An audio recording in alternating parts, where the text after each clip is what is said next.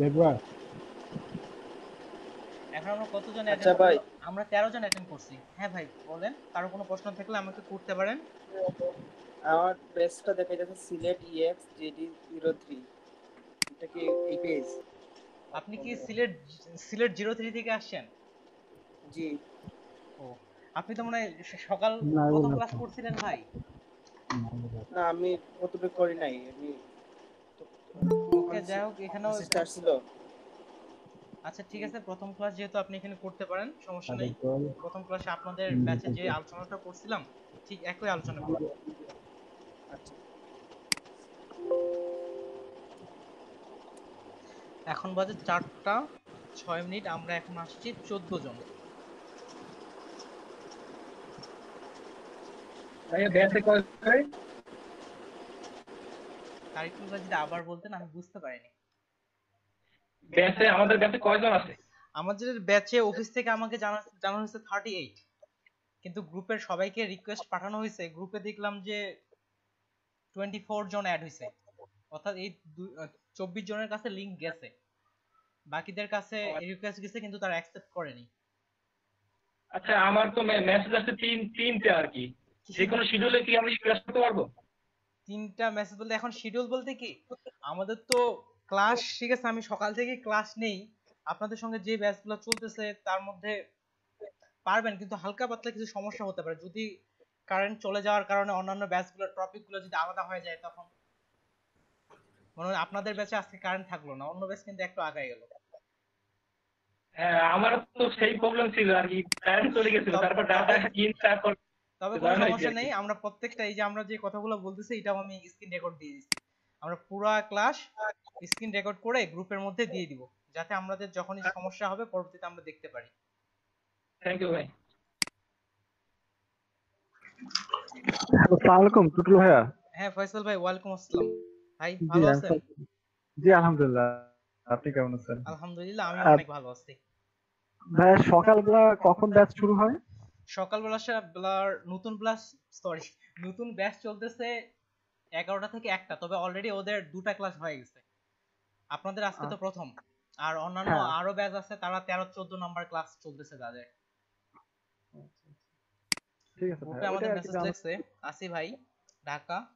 ওকে, যে যাদের যাদের মাইক্রোফোন নাই তারাও তারা লিখে দিতে পারেন যে আমার মাইক্রোফোন নাই, কেননা আমরা যদি একে অপরের সাথে কনভারসেশনটা ভালো করে না করি তাহলে কেমন করে কি হইলো।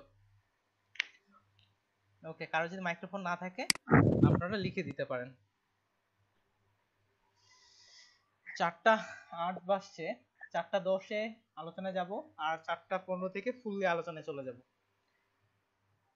তাহলে ভাই আমরা তো সবাই ফ্রিল্যান্সিং, লার্নিং এন্ড আর্নিং, কারো কোনো ইচ্ছা বা ফ্রিল্যান্সিং সম্পর্কে যদি ছোটখাটো প্রশ্ন থাকে বলতে পারেন, গল্প করি একটু। জি ভাইয়া। ওই যে আমরা শিখবো গ্রাফিক্স ডিজাইন, জি ভাই, আমরা গ্রাফিক ডিজাইন শিখবো। ডাউনলোড লিংক কি আপনি দিবেন? ওই যে আমাদের ওই ভিডিও ডাউনলোড লিংক, না, ওই ইলাস্ট্রেটর, ফটোশপ। হ্যাঁ আমি ডাউনলোড লিংক দিয়ে দিব, কারণ অনেকে তো পারবে না ডাউনলোড করতে, আমি গুগল ড্রাইভের লিংক দিয়ে দিব।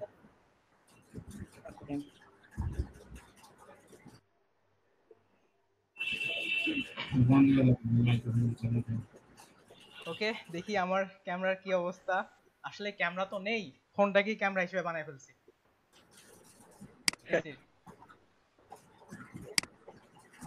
ওকে, যাদের যাদের ক্যামেরা আছে আপনারাও অন করে ফেলতে পারেন, যাদের যাদের ক্যামেরা আছে আপনারা অন করে ফেলেন। আচ্ছা ঠিক আছে, যেহেতু অন্যান্য পরবর্তী ক্লাসে আমরা তেমন ক্যামেরা অন না করলেও হবে, আজকে আমাদের যেহেতু প্রথম ক্লাস, যাদের যাদের ক্যামেরা আছে আপনারা সকলেই অন করে ফেলেন। আর ফিমেলের ক্ষেত্রে বাধ্যতামূলক না, তবে মেলের ক্ষেত্রে অনেকটা বাধ্যতামূলক।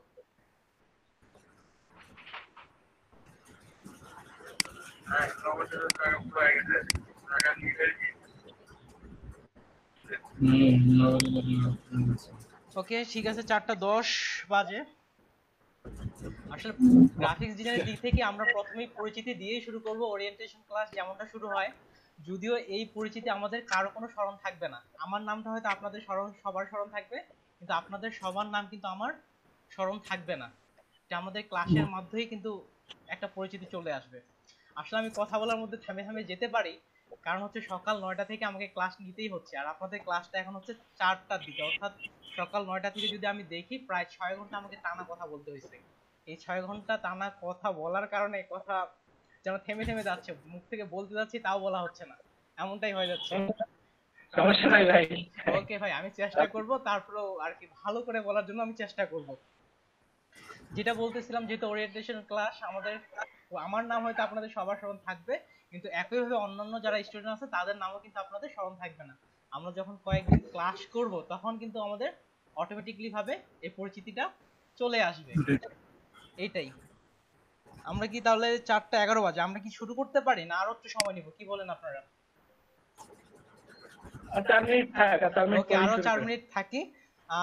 হয়তো আমি যখন ক্যামেরার দিকে তাকাচ্ছি তখন হয়তো মনে হচ্ছে আপনাদের দিকে তাকায় কথা বলতেছি, আর যখন স্ক্রিনের দিকে তাকাচ্ছি তখন মনে হয় অন্যদিকে তাকায় কথা বলতেছি। কাজের ক্ষেত্রে আমাকে স্ক্রিনের দিকেও তাকাইতে হচ্ছে।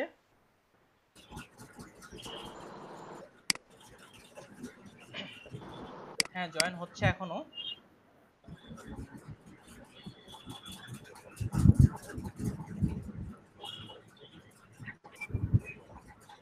আচ্ছা, গ্রুপে আমি লাস্ট কিছু আলোচনা দেখছিলাম, আমাদের হোয়াটসঅ্যাপ গ্রুপে কিছু আলোচনাটা ছিল এরকম যে অনেকে ওয়েব ডিজাইনিং করতে চাচ্ছিলেন, তারপর অনেকে ডিজিটাল মার্কেটিং করতে যাচ্ছেন, এমন কিছু আলোচনা হচ্ছিল গ্রুপে। তাহলে আমাকে বলেন, যারা আলোচনা করতেছিলেন তারা কি আছেন এখানে? আছি ভাই, আমি তো সেই পাবলিক। আপনি সেই পাপি না? পাপি কেন বলতেছেন ভাই? আপনি তো পাপি না। আপনি তাহলে ওয়েব ডিজাইনে, আপনার ওয়েব ডিজাইন করার ইচ্ছা ছিল আপনার? জি ভাই, আমি তো শিখছিলাম ও HTML CSS নিজে নিজেই বাসায় প্র্যাকটিস করছিলাম। ওকে। তারপরে এদিকে অন্য কেউ আছেন যারা ডিজিটাল মার্কেটিং করতে চাইছিলেন কিংবা ওয়েব ডিজাইন করতে চাইছিলেন, এমন কেউ? ফ্রিলি বলেন, আমি চেষ্টা করব, যেহেতু আপনার। আমি ওয়েব ডিজাইনে ছিলাম আর কি, নাইমুল ইসলাম বলতেছি। আমি ওয়েব ডিজাইনের অ্যাপ্লাই করছিলাম আর কি, পরে আবার গ্রাফিক ডিজাইনে চেঞ্জ করা হয়েছে। ওকে, এখানে এখানে যাদের ওয়েব ডিজাইন কিংবা কেউ ডিজিটাল মার্কেটিং এমন যদি ইচ্ছা থাকে, আপনি আপনার সেক্টরটা চেঞ্জ করতে যাচ্ছেন, হোয়াটসঅ্যাপ গ্রুপে হয়তো আমার নাম্বারটা দেখছেন, আমাকে পার্সোনালি আপনার রেজিস্ট্রেশন নাম্বার, আপনার নাম, তারপর হচ্ছে birthday certificate, national ID card, যে কোনো একটা যেটা আছে সেটা লিখে আমাকে সুন্দর করে মেসেজ করবেন। আমি আপনার জন্য অফিসে যোগাযোগ করার চেষ্টা করব। এখন যে অফিস থেকে আপনাকে যদি কোনো ব্যাচে ট্রান্সফার করে দেয় সেক্ষেত্রে তো অবশ্যই আপনার জন্য ভালো, কেননা আমাদের যার যেটা ভালো লাগে তাকে সেটাতেই যাওয়া উচিত, তাহলে আমরা সেটাতেই সহজেই সফলতা আনতে পারি। তাহলে ভাই একটা কোশ্চেন ছিল কি, হুম, আমরা কোনটা করলে ভালো হবে আর কি, এই তিনটার ভিতর কোনটা ওকে ভাই, বর্তমানে আর কি? ঠিক আছে তারিকুল ভাই আর নাইম ভাই, এটা নির্বাচন করতে হবে আপনাকে, কোনটা করলে ভালো হবে। কিন্তু আমি নির্বাচন করে দিব না, যেহেতু আপনি ইউটিউবে এখন বিশাল ইউটিউব সেক্টর, আমরা কিন্তু চাইলে এভাবে এলইডি তে গ্রাফিক্স ডিজাইন না করেও আমরা কিন্তু ইউটিউব দেখেই অনেক কিছু করতে পারি। বর্তমানে ইউটিউব 2020 সালে এসে এমন অবস্থানে চলে আসছে, এখানে হয়তো একটু। ভাই তারপর একটু পরামর্শ দিলে ভালো হয় ভাই। আমি পরামর্শ দিচ্ছি ভাই। আপনি কি করবেন, ইউটিউবে যায় দেখবেন, প্রথমে ওয়েব ডিজাইনে হালকা একটু দু একটা টিউটোরিয়াল দেখবেন যে আপনাকে কেমন লাগতেছে, তারপরে গ্রাফিক্স ডিজাইনের দু একটা টিউটোরিয়াল দেখবেন, এমনকি ডিজিটাল মার্কেটিং এর দু একটা টিউটোরিয়াল দেখবেন। দেখার পরে আপনাকে দেখবেন যে আপনার নিজ থেকে কোনটা ভালো লাগতেছে, বা এটাতে বেশি টাকা আমি এখানে চলে যাব এমনটা কিন্তু না। আপনাকে যেটা ভালো লাগবে আপনি সেটাতেই করেন, তাহলে অবশ্যই ভালো কিছু করতে পারবেন। আমি মনে করি এটা, যেমন ওই থ্রি ইডিয়টস মুভিটা হয়তো আমরা সবাই দেখছি, ওখানেও কিন্তু এমনটাই বলা হয়েছে। ঠিক আছে ভাই, তারিকুল ভাই, তাহলে আপনি দেখবেন, আপনার কথা শুনে বোঝা যাচ্ছে যে আপনি কনফার্ম না। ঠিক আছে, আপনি গ্রাফিক্স ডিজাইন ছাড়াও আজকে ইউটিউবে একটা টিউটোরিয়াল দেখে আমাকে মেসেজ করবেন যে আপনার জন্য আপনাকে কোনটা ভালো লাগতেছে, আপনি সেটাতেই চেষ্টা করবেন। তাহলে নাইমুল ভাই, আপনার কি সেম অবস্থা, না একেবারে ওয়েব ডিজাইন আপনার পারফেক্টলি ভাবে যে ওয়েব ডিজাইন করবেন এমন? আমার ওয়েব ডিজাইনের কোর্স একটা কিনা আছে, তো অনলাইন কোর্স একটা কিনা আছে আমার, তো আমি চাচ্ছি এখানে যেহেতু গ্রাফিক ডিজাইনের একটা সুযোগ পাওয়া যাচ্ছে, তো এটাই করি আর কি আপাতত, কোনো সমস্যা নেই এখানে। ওকে, থ্যাংক ইউ সো মাচ। আমরা এখন অ্যাটেন্ড হয়েছি টোটাল 17 জন। এদিকে যারা আমরা মেল আছি, তারা আমাদের যে কয়েকজন বাকি আছে, আমাদের ক্যামেরা থাকলে আমরা ক্যামেরাটা অন করে ফেলতে পারি। ঠিক আছে, পরবর্তী ক্লাসে ক্যামেরা অন না করলেও হবে। তারপরে সাইফুল ইসলাম ভাই, আচ্ছা কারো যদি খুব সমস্যা থাকে সমস্যা নেই, আমরা যে কয়েকজন আছি সে কয়েকজনে তাহলে ক্লাসের মধ্যে থেকে আমরা প্রথমে একে একে আমাদের পরিচয়গুলো দিব, কিভাবে আমরা আমাদের নাম বলবো, আমরা কি করছি এবং কেন গ্রাফিক্স ডিজাইন শিখতে চাচ্ছি, কিংবা পূর্ব থেকে যদি আমার গ্রাফিক্স ডিজাইনের অভিজ্ঞতা থাকে বা মার্কেট প্লেসে অনলাইনে আমি কাজ করতেছি এমন যদি করেন তাহলে আমাকে বলবেন, প্রত্যেকে আমরা 1 মিনিট করে সময় নিব। তাহলে শুরুর দিকে আমরা শুরু করব, তারপরে সবার শেষে আমিও আমার নিজের পরিচয় দিব, ঠিক আছে? তাহলে শুরুতে যাই আমরা। কি কি নাম দেখছি আমি তো উচ্চারণ করতে পারতেছি না। ওকে, একটা আসছে, ফারহান আহমেদ ভাই।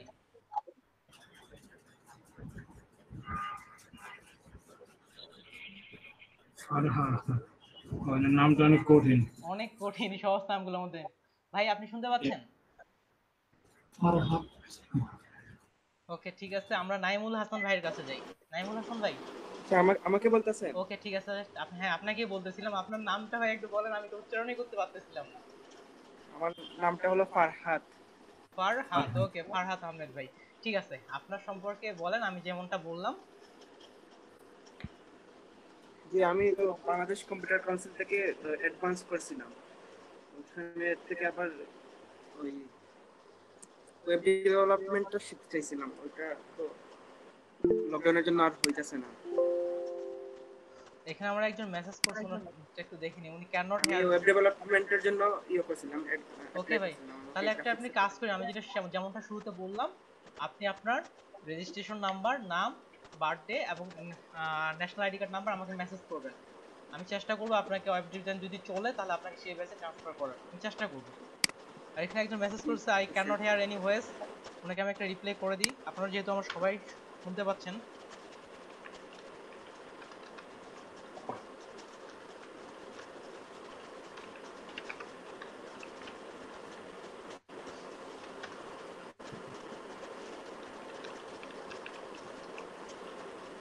দয়া করে আবার চেক করুন।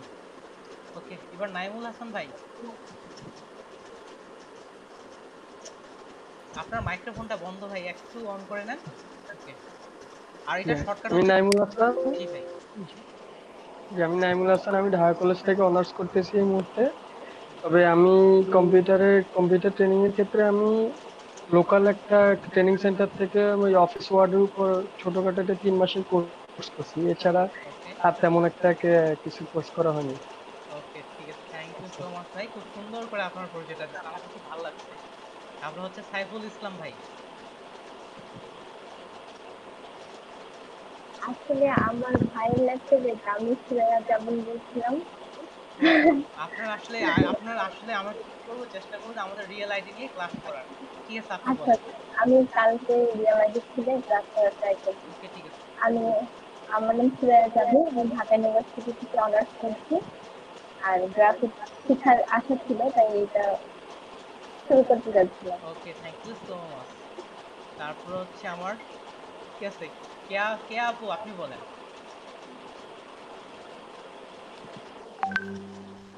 কেয়া আপু আপনি আমাকে শুনতে পাচ্ছেন? ওকে থ্যাংক ইউ। তারিকুল ভাই। জি ভাই, নাম তো জানেন, তারিকুল আলম। জি অনার্স অনার্স শেষ হয়েছে masters running Barishal GM college থেকে, সোসিওলজি ডিপার্টমেন্ট। ওকে, তারপর আর আমার বলেন। হোম ডিস্ট্রিক্ট বরিশাল, আর এখন আছি মোহাম্মদপুর, ঢাকা। ওকে আর মাইক্রোসফট ওয়ার্ডের উপর আমার কোর্স করা আছে 6 মাস। ওকে, তাহলে তো মাইক্রোসফট ওয়ার্ড সম্পর্কে আপনি অনেক কিছু জানেন। জি জি। আর বর্তমানে হুম। বিসিএস বিসিএস এর জন্য ট্রাই করতেছি আর কি, পড়াশোনা ওইভাবেই চলতেছে আর কি, কোচিং এ ভর্তি হয়েছি। ওকে, তাহলে ফটোশপ আর কিংবা ইলাস্ট্রেটর সম্পর্কে আপনার ধারণা আছে, যেহেতু আমরা গ্রাফিক্স করব? হালকা পাতলা আমি দেখছিলাম ভিডিও আর কি। ওকে ওকে ঠিক আছে ভাই, thank you so much.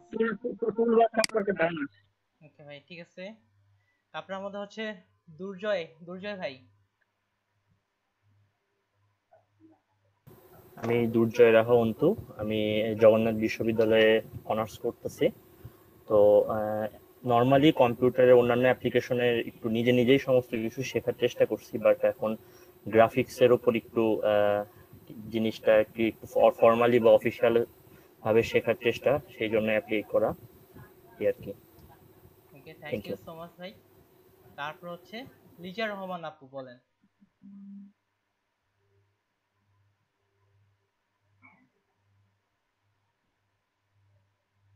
Liza আপু আপনি আমাকে শুনতে পাচ্ছেন? ওকে, এরপর হচ্ছে সারা আপু। হ্যালো এভরিওয়ান, আমি সারা নংমিন। আমি ড্যাফোডিল ইন্টারন্যাশনাল ইউনিভার্সিটিতে সফটওয়্যার ইঞ্জিনিয়ারিং নিয়ে পড়াশোনা করছি।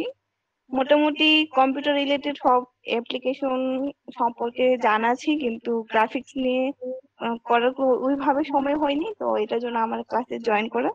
সবাইকে ধন্যবাদ। ওকে, থ্যাংক ইউ সো মাচ খুব সুন্দর করে আপনার পরিচয়টা দেওয়ার জন্য। এতে হচ্ছে মুন্না ভাই, আমাদের এমবিবিএস মুন্না ভাই, মুভিটা শুনতে পাচ্ছেন ভাই? আপনার কি মাইক্রোফোন আছে? জি ভাই আছে, আমি ডেস্কটপে ছিলাম তো ভাই, এটা দেখতেছি তো। ওকে ভাই বলেন। ভাই আমি ইয়াকুব হোসেন মুন্না, আমি ডেফোডিল ইন্টারন্যাশনাল ইউনিভার্সিটিতে অনার্স ফাইনাল ইয়ারে কম্পিউটার সায়েন্স ডিপার্টমেন্ট থেকে পড়ছি। আমি ফটোশপে কাজ করি, কিন্তু ইলাস্ট্রেটরের কাজ তেমন একটা জানা নেই। ওকে, থ্যাংক ইউ ভাই। আর হ্যাঁ ভাই বলেন। আদার্স অ্যাপ্লিকেশন সম্পর্কে মোটামুটি ভালো আইডিয়া আছে। ওকে, থ্যাংক ইউ। আপনি আমাদের জন্য অবশ্যই প্লাস পয়েন্ট, যেহেতু আপনি ফটোশপ সম্পর্কে এগুলো সম্পর্কে হালকা আপনার ধারণা আছে, আমাদেরকে আপনি হেল্প করবেন। তারপরে ফয়সাল ভাই, আপনি বলেন। জি, আসসালামু আলাইকুম। আমি ফয়সাল মামুন, পড়াশোনা শেষ করছি university of information technology and sciences থেকে, ইউআইডিএস থেকে। কম্পিউটার সায়েন্সে গ্রাজুয়েশন করলাম, মাস্টার্স এর প্রিপারেশন চলতেছে। আর ফটোশপে কাজ কখনো করা হয়নি বা এরকম রিলেটেড কোনো কাজ করা হয়নি। এক প্রকার এই কাজটাই বাকি ছিল শুধুমাত্র করতে নিজের থেকে। এটা করার জন্য বা জানার জন্য আমি আসলে এখানে যোগ করছি। ওকে, থ্যাংক ইউ। থ্যাংক ইউ ভাই, খুব সুন্দর করে বলছেন। তারপর হচ্ছে আতুল ভাই, আতুল তানজিল। আতুল তানজিল ভাই, আপনি আমাকে শুনতে পাচ্ছেন? ওকে বলেন। জি, হ্যালো, আসসালামু আলাইকুম। ওয়ালাইকুম আমি আসসালাম। অতুল তানজিল। আমি এআইইউবি তে পড়াশোনা করছি, অনার্স করছিলাম। সো এই লকডাউনে আমি অনেক কিছু শিখেছি, তো এর মধ্যে একটা অপরচুনিটি পেলাম হচ্ছে এই গ্রাফিক্স ডিজাইনিং শেখার জন্য। তো এই তো এটাতে আমি অ্যাপ্লাই করলাম এন্ড জয়েন করে আছি আর কি। থ্যাংক ইউ সো মাচ ভাই। আপনার ফটোশপ সম্পর্কে পূর্ব থেকে কোনো অভিজ্ঞতা আছে এমন কিছু? না না, অন্য কিছুতে ছিল, এটাতে নাই তেমন একটা, তো এটাতে আসলাম এই কারণে। Okay, thank you. Thank you. আমাদের তো ইয়াকুব মুন্না ভাই মনে হয় বলছেন। তারপর হচ্ছে নাইমুল ইসলাম ভাই।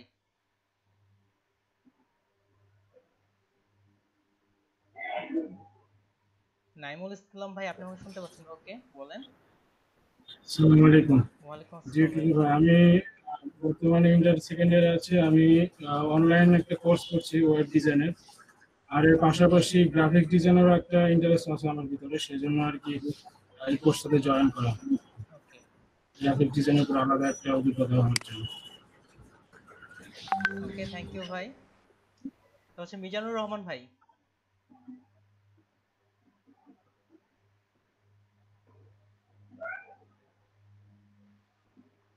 মিজানুর রহমান ভাই, আপনি হয়তো শুনতে পাচ্ছেন, আপনার মাইক্রোফোন অফ আছে। মাইক্রোফোনটা অন করে আমাদের বলেন। মিজানুর রহমান ভাই, আপনি দেখেন ডিসপ্লের উপরে একটা মাইক্রোফোনের চিহ্ন আছে, সেটা শুধু তুলে দিলে হয়ে যাবে। ওকে, ঠিক আছে, আমরা রাজাউল ভাইয়ের কাছে যাই। রাজাউল ভাই, রাজাউল পাটোয়ারি ভাই, বলেন। আসসালামু আলাইকুম। ওয়ালাইকুম আমি আসসালাম। রিয়াজুল ইসলাম। আমি বিএসসি কমপ্লিট করছি ড্যাফোডিল ইন্টারন্যাশনাল ইউনিভার্সিটি থেকে, এবারই বের হয়েছি। আর এখন লকডাউনের কারণে বাড়িতে থাকা, তো এই জন্য আসলে গ্রাফিক্স এর উপরে নজর দিচ্ছি, ফাঁকা সময়টা কাজে লাগানোর জন্য, ফ্রি সময়টাকে কাজে লাগানোর জন্য। অবশ্যই। আমার হোম ডিস্ট্রিক্ট হচ্ছে ফেনীতে। থ্যাংক ইউ ভাই। তারপর হচ্ছে রাশেদুল ইসলাম সুমন ভাই। ভাই, জি, ইউনিভার্সিটি থেকে কেমিস্ট্রি থেকে অনার্স মাস্টার শেষ করছি। ওকে। এখন ঢাকায় আছি। আর ওয়ার্ড প্রসেসিং এর উপরে ভাই আমার ওরকম কোনো দখল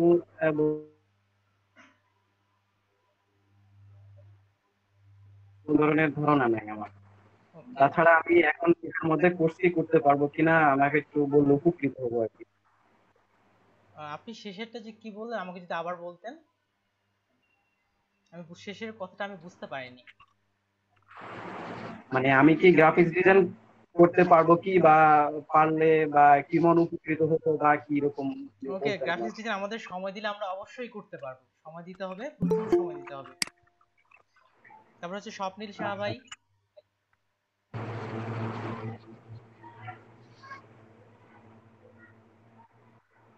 স্বপ্নিল শাহ ভাই, আপনি আমাকে শুনতে পাচ্ছেন? ওকে, ঠিক আছে। এমন কেউ বাকি আছেন যে পরিচয় দিতে যাচ্ছেন কিংবা পরিচয় দিতে যাচ্ছেন, কিন্তু আপনার কথা আমি বলিনি।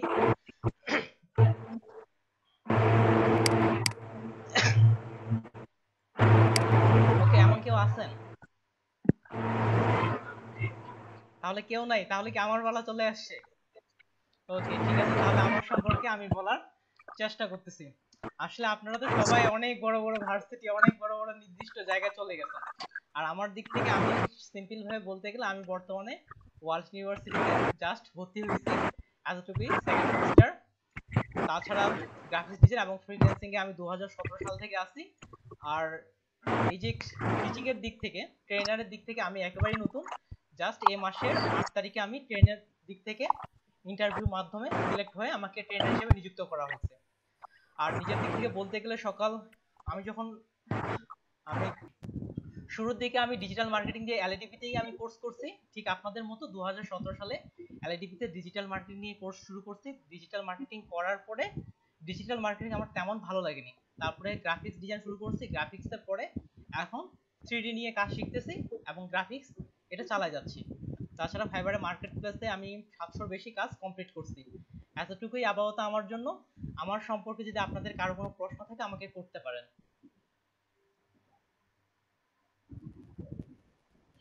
জি ভাই, আমি একটা কোশ্চেন করতে চাচ্ছিলাম, ফ্রিল্যান্সিং যে মার্কেট প্লেসটা সেটাতে আপনার কতটুকু ওকে, থ্যাংক ইউ সো মাচ। অভিজ্ঞতা? আমি ফ্রিল্যান্সিং মার্কেট প্লেসের দিক থেকে আমি সবচেয়ে বেশি কাজ করছি ফাইবারে। অন্যান্য মার্কেট প্লেসে অ্যাকাউন্ট খুলছি, কিন্তু ফাইবারের এত কাজের চাপ যে এইগুলো কাজ করতে অবস্থা খারাপ। আমি এখন পর্যন্ত 2017 সালের অ্যাকাউন্ট আমার প্রথমে 2টা অ্যাকাউন্ট ডিসেবল হয়েছে, আর বর্তমানে যে অ্যাকাউন্টটা আছে এটাতে আমি 750 বেশি কাজ করছি, এবং বর্তমানে আমি লেভেল 2 সেলার, এবং আমার রিভিউ আছে 433টা। ওকে ভাই, নাইমুল ভাই। জি ভাই, থ্যাংক ইউ। Thank you. আর এদিকে আমাকে প্রশ্ন করেন আপনারা যদি আমার পক্ষে কোনো প্রশ্ন থাকে। তাহলে কারো কোনো প্রশ্ন নাই? হ্যাঁ, আপনার সম্পর্কে বাইরে একটা প্রশ্ন করতে চাচ্ছি। হ্যাঁ অবশ্যই ভাই, অবশ্যই। আমাদের কি প্রতিদিন এই সেম লিংকে ক্লাস হবে নাকি নতুন নতুন লিংক দেওয়া হবে? একই লিংকে আমাদের ক্লাস হবে, একই লিংকে একই সময়। ঠিক আছে, আমার সম্পর্কে তাহলে আমি আরো একটা অ্যাড করি। আমি চিন্তা করছি কেউ আমাকে প্রশ্ন করে না। আচ্ছা ভাই, আরেকটা বিষয় জানার প্রয়োজন ছিল আমার, ওটা হচ্ছে আপনি সকালের যে ব্যাচের কথা বললেন, সকালে আপনার মানে ফার্স্ট ব্যাচ কোনটা, মানে কয়টা থেকে? সকালে আমার সকাল 9টা থেকে শুরু হয় ক্লাস, প্রত্যেকটা ব্যাচে 2 ঘন্টা করে। ও আচ্ছা আচ্ছা। তো আমি কি যদি ইচ্ছা করি তাহলে কি সকালের ব্যাচটাতে আমি যুক্ত হতে পারবো কিনা? আমি ইচ্ছা করলেও কি, সকালের যে ব্যাচ ওটা 14 নাম্বার ক্লাস চলতেছে এখন, 14। আরেকটা ব্যাচ যেটা 11টা থেকে 1টা পর্যন্ত সেটা চলতেছে 2 নাম্বার ক্লাস। এই যে বললাম ভাই, আমরা যখন আপনাদের ইলেকট্রিসিটি যাওয়া কম, এটার কারণে আমাদের ব্যাচগুলোর আপ ডাউন হয়ে যায়। তারপর আমাদের আলাদা ফেসবুক গ্রুপ, হোয়াটসঅ্যাপ গ্রুপ আছে, আমাদের আলাদা ফেসবুক গ্রুপ আছে। আপনি হয়তো করতে পারবেন সেখানে, কিন্তু এই সমস্যাগুলো হালকা একটু ফিল হতে পারে। আপনার যদি একেবারেই সমস্যা হয় যে বিকেলবেলা করতে পারতেছেন না, তাহলে আপনি 11টা থেকে 1টা এই ব্যাচে জয়েন করতে পারবেন।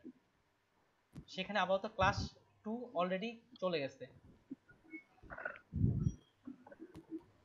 আচ্ছা, না আমি বলছিলাম যে সকালে যে ব্যাচটা আছে সেটাতে তো আপনি ক্লাস নিচ্ছেন নাকি? জি, আমি সকালে হ্যাঁ ওই ব্যাচটা ক্লাস নিচ্ছি।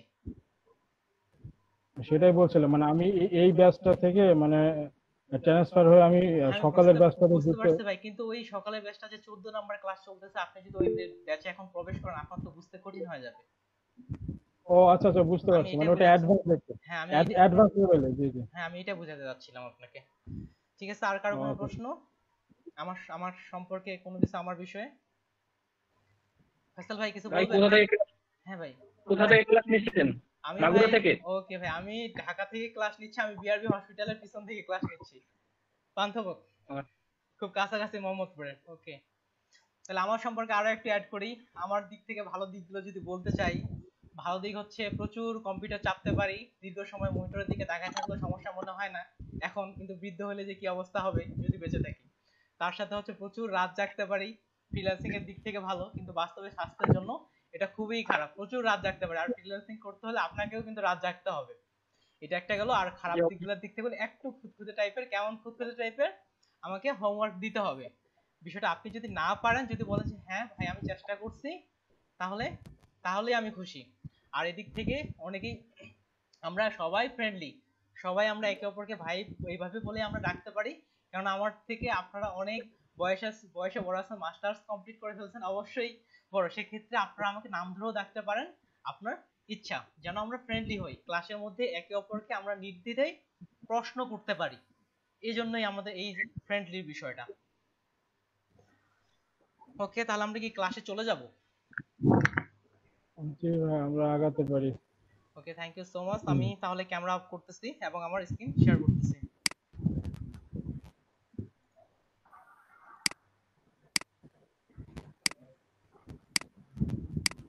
অনেকেই মোবাইল থেকে আছেন, তাদেরকে আমি অনুরোধ করব যে আপনার যেহেতু পিসি আছে, এরপর থেকে আপনারা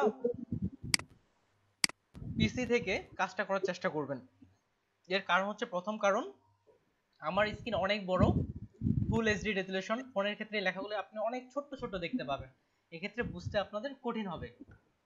এটা এক নাম্বার প্রবলেম হচ্ছে এটাই, সেহেতু আপনারা চেষ্টা করবেন আপনাদের পিসি থেকে অ্যাক্টিভ হওয়ার। তাহলে প্রথমে আমরা একটা ফেসবুক গ্রুপ খুলে ফেলবো। আমার স্ক্রিন কি দেখা যাচ্ছে? এই যে আমি মিনিমাইজ করছি, ওয়ালপেপার হচ্ছে একটা উইন্ডোজ 10 লেখা, সাথে একটা আই জি আছে। জি দেখা যাচ্ছে। জি দেখতে পাচ্ছি। জি ভাই দেখা যাচ্ছে ক্লিয়ার। তাহলে আমরা প্রথমে একটা ফেসবুক খুলে ফেলি, ফেসবুক গ্রুপ। ফেসবুক কই গেল? ফেসবুকে যে উপরে কি পোস্ট আছে, আচ্ছা যাই হোক,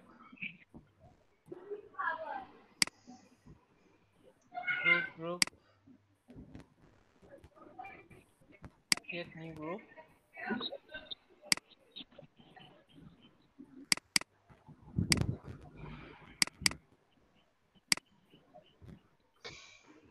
আমাদের হচ্ছে মাগুরা জিডি 470। স্পেলিংটা একটু লক্ষ্য করবেন, ঠিক আছে কি মনে হচ্ছে আপনাদের? জি দেখতে পাচ্ছি। L E D P, I think ঠিক আছে, মাগুরা বানান। প্রাইভেসি দিয়ে দিব প্রাইভেট। ওকে,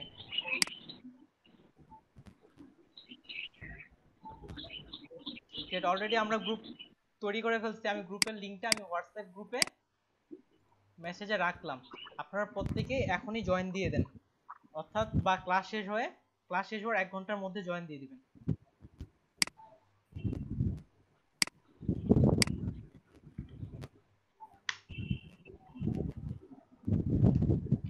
অলরেডি লিংক দেওয়া হয়ে গেছে গ্রুপে।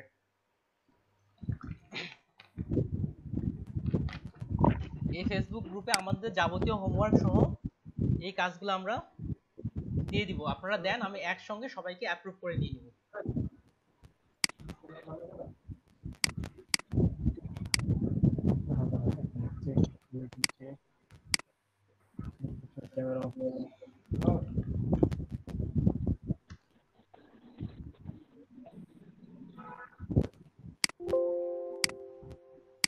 ওকে, দেখেন প্রথমে ক্লাস মডিউলটা আমি ডাউনলোড করে দেখাচ্ছি। এলটিপি কোর্স মডিউল লিখে সার্চ করলেই প্রথমে যে ওয়েবসাইটটা আসছে, এই যে পিডিএফ, এটা লিখলে আমরা আমাদের ক্লাস মডিউলটা ডাউনলোড করতে পারবেন। আমি ডাউনলোড করছি অলরেডি, যে আইসিটি ডিভিশনের ক্লাস মডিউল। তাহলে প্রথমে এলটিপি ক্লাস মডিউল লিখলেই প্রথমে কিন্তু এই যে একটা পিডিএফ ফাইল আসছে, এটা আপনারা ডাউনলোড করে নিয়ে নেবেন। তাহলে আমরা যা যা শিখবো এখান থেকে যদি দেখি, যেটা দেওয়া হয়েছে, লার্নিং আউটকামস, রিটার্স, edit photo using Photoshop Illustrator, design logo, banner and business card using Photoshop and Illustrator, তাছাড়া create a complete web template using Photoshop দিয়ে একটি কমপ্লিট ওয়েব টেমপ্লেট তৈরি করা। সাধারণত আমাদের ক্লাস মডিউল ছোট্ট করে এতটুকু দেওয়া আছে। আমরা দুটা সফটওয়্যারের কাজ শিখবো, একটা হচ্ছে ফটোশপ আর একটা হচ্ছে ইলাস্ট্রেটর। সব সময় ব্যস্ততার মধ্যে খুব ভালো একটা ডিজাইন করা হয়নি, ছোট্ট একটা পাওয়ার পয়েন্টের দ্রুত প্রেজেন্টেশন তৈরি করছি আমি। গ্রাফিক্স ডিজাইনার হিসেবে হয়তো প্রেজেন্টেশন, হ্যাঁ ভাই আমাদের ক্লাস কি আপনি রেকর্ড করবেন? জি, অলরেডি আমাদের ক্লাস 29 মিনিট রেকর্ড হয়ে গেছে।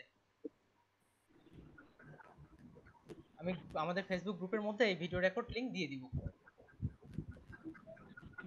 Thank you. ওকে, তাহলে দেখেন সিম্পল একটা প্রেজেন্টেশন দ্রুত করার চেষ্টা করছি, যেহেতু আমরা গ্রাফিক্স ডিজাইন শিখতে যাচ্ছি। তাহলে গ্রাফিক্স ডিজাইনটাই শুরু করি।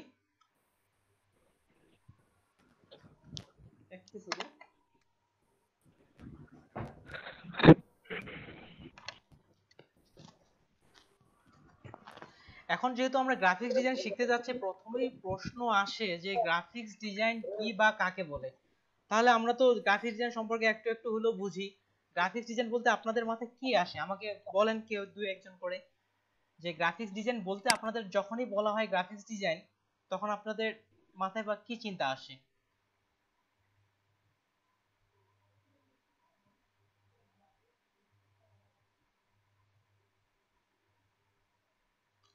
কারো কোনো চিন্তা আসে না গ্রাফিক্স ডিজাইনের ক্ষেত্রে যখনই আমরা গ্রাফিক্স ডিজাইন বলি? আসলে ভাই আমাদের ন্যাচারাল যে আমরা এনভায়রনমেন্টটা দেখতেছি সেটা একটা ভিজুয়াল একটা ইফেক্ট আমার কাছে এটা। Thank you so much. হ্যাঁ এটাই।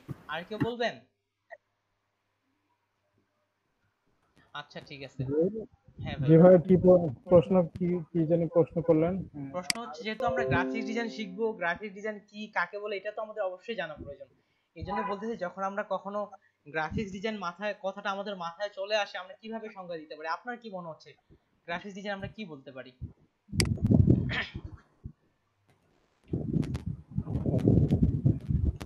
আচ্ছা ঠিক আছে, আমি এখন তাহলে গ্রাফিক্স ডিজাইন কি এটা সম্পর্কে বলার চেষ্টা করি। হ্যাঁ ভাই আপনি বললে ভালো হবে। ওকে ঠিক আছে, আপনাদের আমি আইডিয়াটা নিতে যাচ্ছিলাম, তারপরে আপনাদের সম্পর্কে জানার প্রধান কারণটা ছিল কেউ যদি ভালো ফটোশপ বা ইলাস্ট্রেটর এগুলো সম্পর্কে জানেন তার কাছ থেকে আমরা হেল্প পেতাম, এই জন্য আপনাদের সম্পর্কে আমি এই প্রশ্নটা শুরুর দিকে করছিলাম। তাহলে শুরু করি। গ্রাফিক্স ডিজাইন কি বা কাকে বলে? আমরা যদি গ্রাফিক শব্দের অর্থ দেখি তাহলে হচ্ছে আবিধানিকভাবে অর্থ আসে যে অঙ্কন বিষয়ক জ্ঞান। গ্রাফিক শব্দের অর্থ দাঁড়াচ্ছে অঙ্কন বিষয়ক জ্ঞান। আর যদি ডিজাইন দেখি তাহলে খুব সহজভাবে নকশা। তাহলে এই দুটো যদি আমরা একসঙ্গে করতে চাই তাহলে শব্দের অর্থটা দাঁড়াচ্ছে এমন যে অঙ্কন বিষয়ক নকশা এমন জাতীয় কিছু আসতেছে। কিন্তু যদি আমরা আরো সিম্পল ভাবে বলতে চাই বা সোজাসাপটা ভাবে বলতে চাই গ্রাফিক্স ডিজাইন কি, তাহলে আমরা বলতে পারি যেখানে আমাদের নিজের ধ্যান ধারণা, শিল্প দক্ষতা ব্যবহার করে নতুন কিছু আলাদা কিছু তৈরি করাটাই হচ্ছে গ্রাফিক্স ডিজাইন। যদি আরো সহজভাবে বলতে চাই, গ্রাফিক্স ডিজাইন হচ্ছে এমন একটি প্রোগ্রাম যেখানে বিভিন্ন ভিজুয়াল এলিমেন্ট ব্যবহার করে, যেমন লাইন, কালার, টেক্সচার ইত্যাদি ব্যবহার করে অর্থবহ কোনো একটা মেসেজ বা সমস্যার সমাধান করে, এটা হচ্ছে গ্রাফিক্স ডিজাইন। সিম্পল ভাবে আমরা এটাই বলতে পারি। আর গ্রাফিক্স শব্দের অর্থ হচ্ছে অঙ্কন বিষয়ক জ্ঞান। আমরা গ্রাফিক্স ডিজাইন সম্পর্কে জানলাম। এখন হচ্ছে গ্রাফিক ডিজাইন আমরা কেন শিখবো বা কেন শিখবেন, গ্রাফিক্স ডিজাইন কেন শিখবো? দেখেন বর্তমান যুগে আমরা যা কিছু দেখতেছি না কেন, ভাই যেমন একটু আগে বললো, ধরতে গেলে যা কিছু দেখতেছি সবগুলোই গ্রাফিক্স ডিজাইন। কেমন করে গ্রাফিক্স ডিজাইন? এই যে আমরা আমাদের ফোনে যারা অ্যাক্টিভ আছে, দেখেন আপনার ফোনে বিভিন্ন ধরনের আইকন বা এই যে গুগল মিটে যারা অ্যাপস থেকে ক্লাস করতেছেন অ্যাপের মধ্যে দেখেন এখানেও যে ডিজাইনটা করা হয়েছে ওটাও গ্রাফিক্যালি ভাবেই করা হয়েছে। আমি যে বর্তমানে আপনার পাওয়ার পয়েন্ট প্রেজেন্টেশন, এখানে একটা ডিজাইন, এই পাশে স্লাইড গুলা, এটাও কিন্তু আমাদের একটা গ্রাফিক ডিজাইন। ঠিক একইভাবে আমি উইন্ডোজে যখন এখানে বাটনটা ক্লিক করলাম, আমার যে সকল সফটওয়্যার ইনস্টল করা আছে প্রত্যেকটা সফটওয়্যারে যে এক একটা করে আইকন দেয়া আছে, তারপরে এই সফটওয়্যারটা যখন আমি ওপেন করতেছি এই সফটওয়্যারে আমরা একটা নতুন ইন্টারফেস দেখতে পাচ্ছি, সবগুলাই যেন গ্রাফিক্যাল। এখন যদি আমাদের বাইরের জগৎ থেকে আসি, আমাদের রাস্তার পাশে এত ব্যানার, বিলবোর্ড আর অন্যান্য যত কিছু দেখতেছি না কেন, সবগুলা যেন গ্রাফিক্যালি ভাবে কোনো না কোনো ভাবে সংযুক্ত আছেই। তাহলে এই দিক থেকে গ্রাফিক্স ডিজাইন সবখানেই লাগতেছে, এই জন্য গ্রাফিক ডিজাইনের চাহিদাও প্রচুর। এদিক থেকে যদি আমরা গ্রাফিক ডিজাইন শিখি তাহলে আমাদের দিক থেকে একটা সুবিধা হবে। তারপরে এটাও আবার গ্রাফিক ডিজাইনার যারা হয় তাদের রুচি কিন্তু একটু বেশি ভালো হয়। কেন জানেন? গ্রাফিক ডিজাইনাররা জানে যে এখানে আমার কোন কালার হলে ভালো হবে, কোন কালারের সাথে কোন কালার ম্যাচিং করলে ভালো হবে। এই বিষয়গুলোর জন্য গ্রাফিক ডিজাইন আমাদের পার্সোনালি ভাবে শেখা প্রয়োজন। এই জন্যই এরপরে যেটা প্রশ্ন আসতেছে, গ্রাফিক ডিজাইন শিখতে কতদিন লাগে? গ্রাফিক্স ডিজাইন শিখতে কতদিন লাগে? হরহামেশা এই প্রশ্নটা আসে। আসলে গ্রাফিক্স ডিজাইনের অনেকগুলো কোর্স আছে, তার মধ্যে দেখবেন যে 4 বছরের কোর্স আছে, 6 মাসের, 2 বছরের, আর আমরা বলতেছি একটা 50 দিনের 200 ঘন্টার কোর্স। সেই হিসাবে যদি আমরা ধরতে যাই গ্রাফিক্স ডিজাইন হচ্ছে বিশাল একটা সাগর। গ্রাফিক ডিজাইন হচ্ছে বিশাল একটা সাগর। গ্রাফিক ডিজাইনের মধ্যে আবার অনেকগুলো সেক্টর ছোট ছোট করে ভাগ করা আছে। যারা লোগো ডিজাইন করে তারা শুধু লোগোই ডিজাইন করে। ভাই কি কিছু আমাকে জিজ্ঞেস করতেছিলেন? ওকে জি না কন্টিনিউ করেন। যারা লোগো ডিজাইন করে তারা শুধু লোগো ডিজাইনই করে।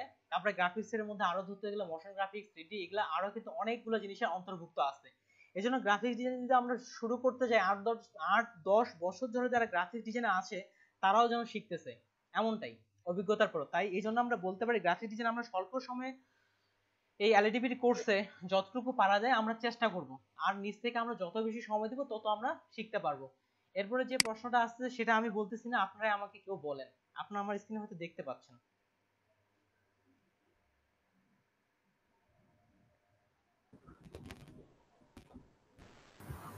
কত টাকা আয় করা যেতে পারে? কত টাকা আয় করা যেতে পারে? ভাই প্রশ্ন বলতে কি সবখানে কিন্তু প্রশ্নটা এমনটাই বলা হয় যে মানি ইজ সেকেন্ড গড, টাকা হচ্ছে দ্বিতীয় ঈশ্বর বা ভগবান, যেটাই বলেন। এদিক থেকে আমরা যেদিক থেকে বা যে কোনো কাজই করি না কেন সবাই আমরা টাকার দিকটা লক্ষ্য করি।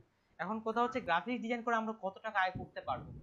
আমাকে কিছুক্ষণ আগে আমাকে প্রশ্ন করছিলেন আমাদের সম্ভবত নাইমুল হাসান ভাই, বলছিলেন যে ফাইবার সম্পর্কে আমাকে প্রশ্ন করছিলেন। দেখাই আমি আপনাদের দেখাচ্ছি মার্কেট প্লেস, যেখানে আমরা গ্রাফিক্স ডিজাইন যারা আছে তারা তাদের ডিজাইন বিক্রি করে। যেমন যারা যারা মার্কেট প্লেস সম্পর্কে জানে না এই জন্য আমি একটু ডিটেলস বলতেছি। সেখানে যারা যারা ডিজাইনার আছে তারা তাদের ডিজাইন বিক্রি করে। এমন একটা ওয়েবসাইটের সঙ্গে আমি দেখাতে যাচ্ছি যে গ্রাফিক্স ডিজাইন থেকে কেমন আয় করা যেতে পারে, তাহলে আমরা একটা ধারণা পাবো। আমি নতুন একটা পার্সোনাল ট্যাব নিলাম। এই ওয়েবসাইটের নাম হচ্ছে ফাইবার, fiverr.com।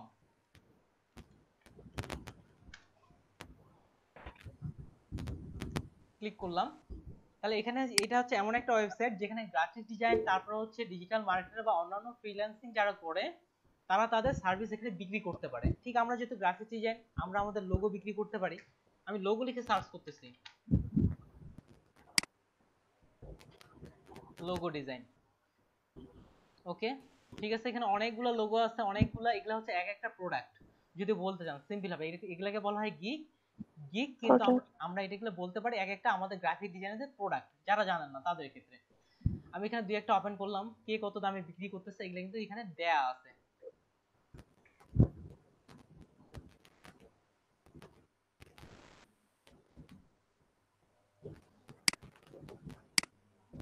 ওকে ঠিক আছে, আমি কয়েকটা গিগ ওপেন করছি, এটা যে বিক্রি করতেছে এটাই দেখেন। এখানে উনি বেসিকে, এখানে কত আছে 3 ডেজ, এটা ধরি বেসিকে ওনার আছে $40, বেসিকে আছে উনি সর্বনিম্ন ওনার লোগো ডিজাইন বিক্রি করে $40। আর বর্তমানে ওনাকে একসঙ্গে 52 জন মানুষ অর্ডার করছে। আমি যদি মিনিমাম ভাবে ধরি 52 জন মানুষ অর্ডার করছে এবং ওনার অর্ডার আছে মিনিমাম হচ্ছে $40 এবং উনি ওই কাজটা সম্পন্ন করে 3 দিনে। তাহলে আমরা সিম্পল ভাবে হিসাব করি, সিএলসি ক্যালকুলেটর। দেখেন উনি $40 একটা লোগো তৈরি করে 3 দিনে। আচ্ছা $40, 52টা অর্ডার আছে, এই জন্য 40 × 52 দিয়ে দিলাম। অর্থাৎ উনি, আমি অ্যাকচুয়ালি হিসাবটা করে নিই, আমি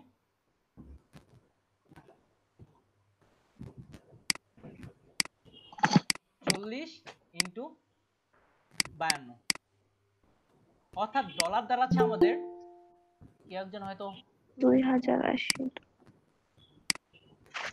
ডলার দাঁড়াচ্ছে $2080। উনি 3 দিনে ইনকাম করে $2080। আমরা যদি সিম্পল ভাবে বাংলা টাকায় কনভার্ট করি, এখন 84 টাকা ডলার চলতেছে, আমি 80 ভাবেই ধরলাম ইনটু 80, অর্থাৎ ওনার 3 দিনের ইনকাম হচ্ছে 1,66,400 টাকা বর্তমান ইনার। ওনার 3 দিনের ইনকাম, অর্থাৎ আমরা যে পার ডে করি ডিভাইডেড 3, তাহলে পার ডে উনি 55,000 টাকা ইনকাম করতেছে। হয়তো উনি গ্রুপ নিয়ে কাজ করতেছে, বেসিক ভাবে ধরছে, আরো অনেকগুলো আছে। পার ডে উনি গ্রাফিক্স ডিজাইন হয়ে বর্তমানে শুধু ফাইবার মার্কেট প্লেস থেকে 55,000 টাকা ইনকাম করতেছে। তবে উনি অবশ্যই একদিনে এই অবস্থানে আসেনি, ওনার দীর্ঘ পরিশ্রম বা দীর্ঘ যে ওনার গ্রাফিক্স ডিজাইনের যে অভিজ্ঞতা সেটা থেকে আসতেছে।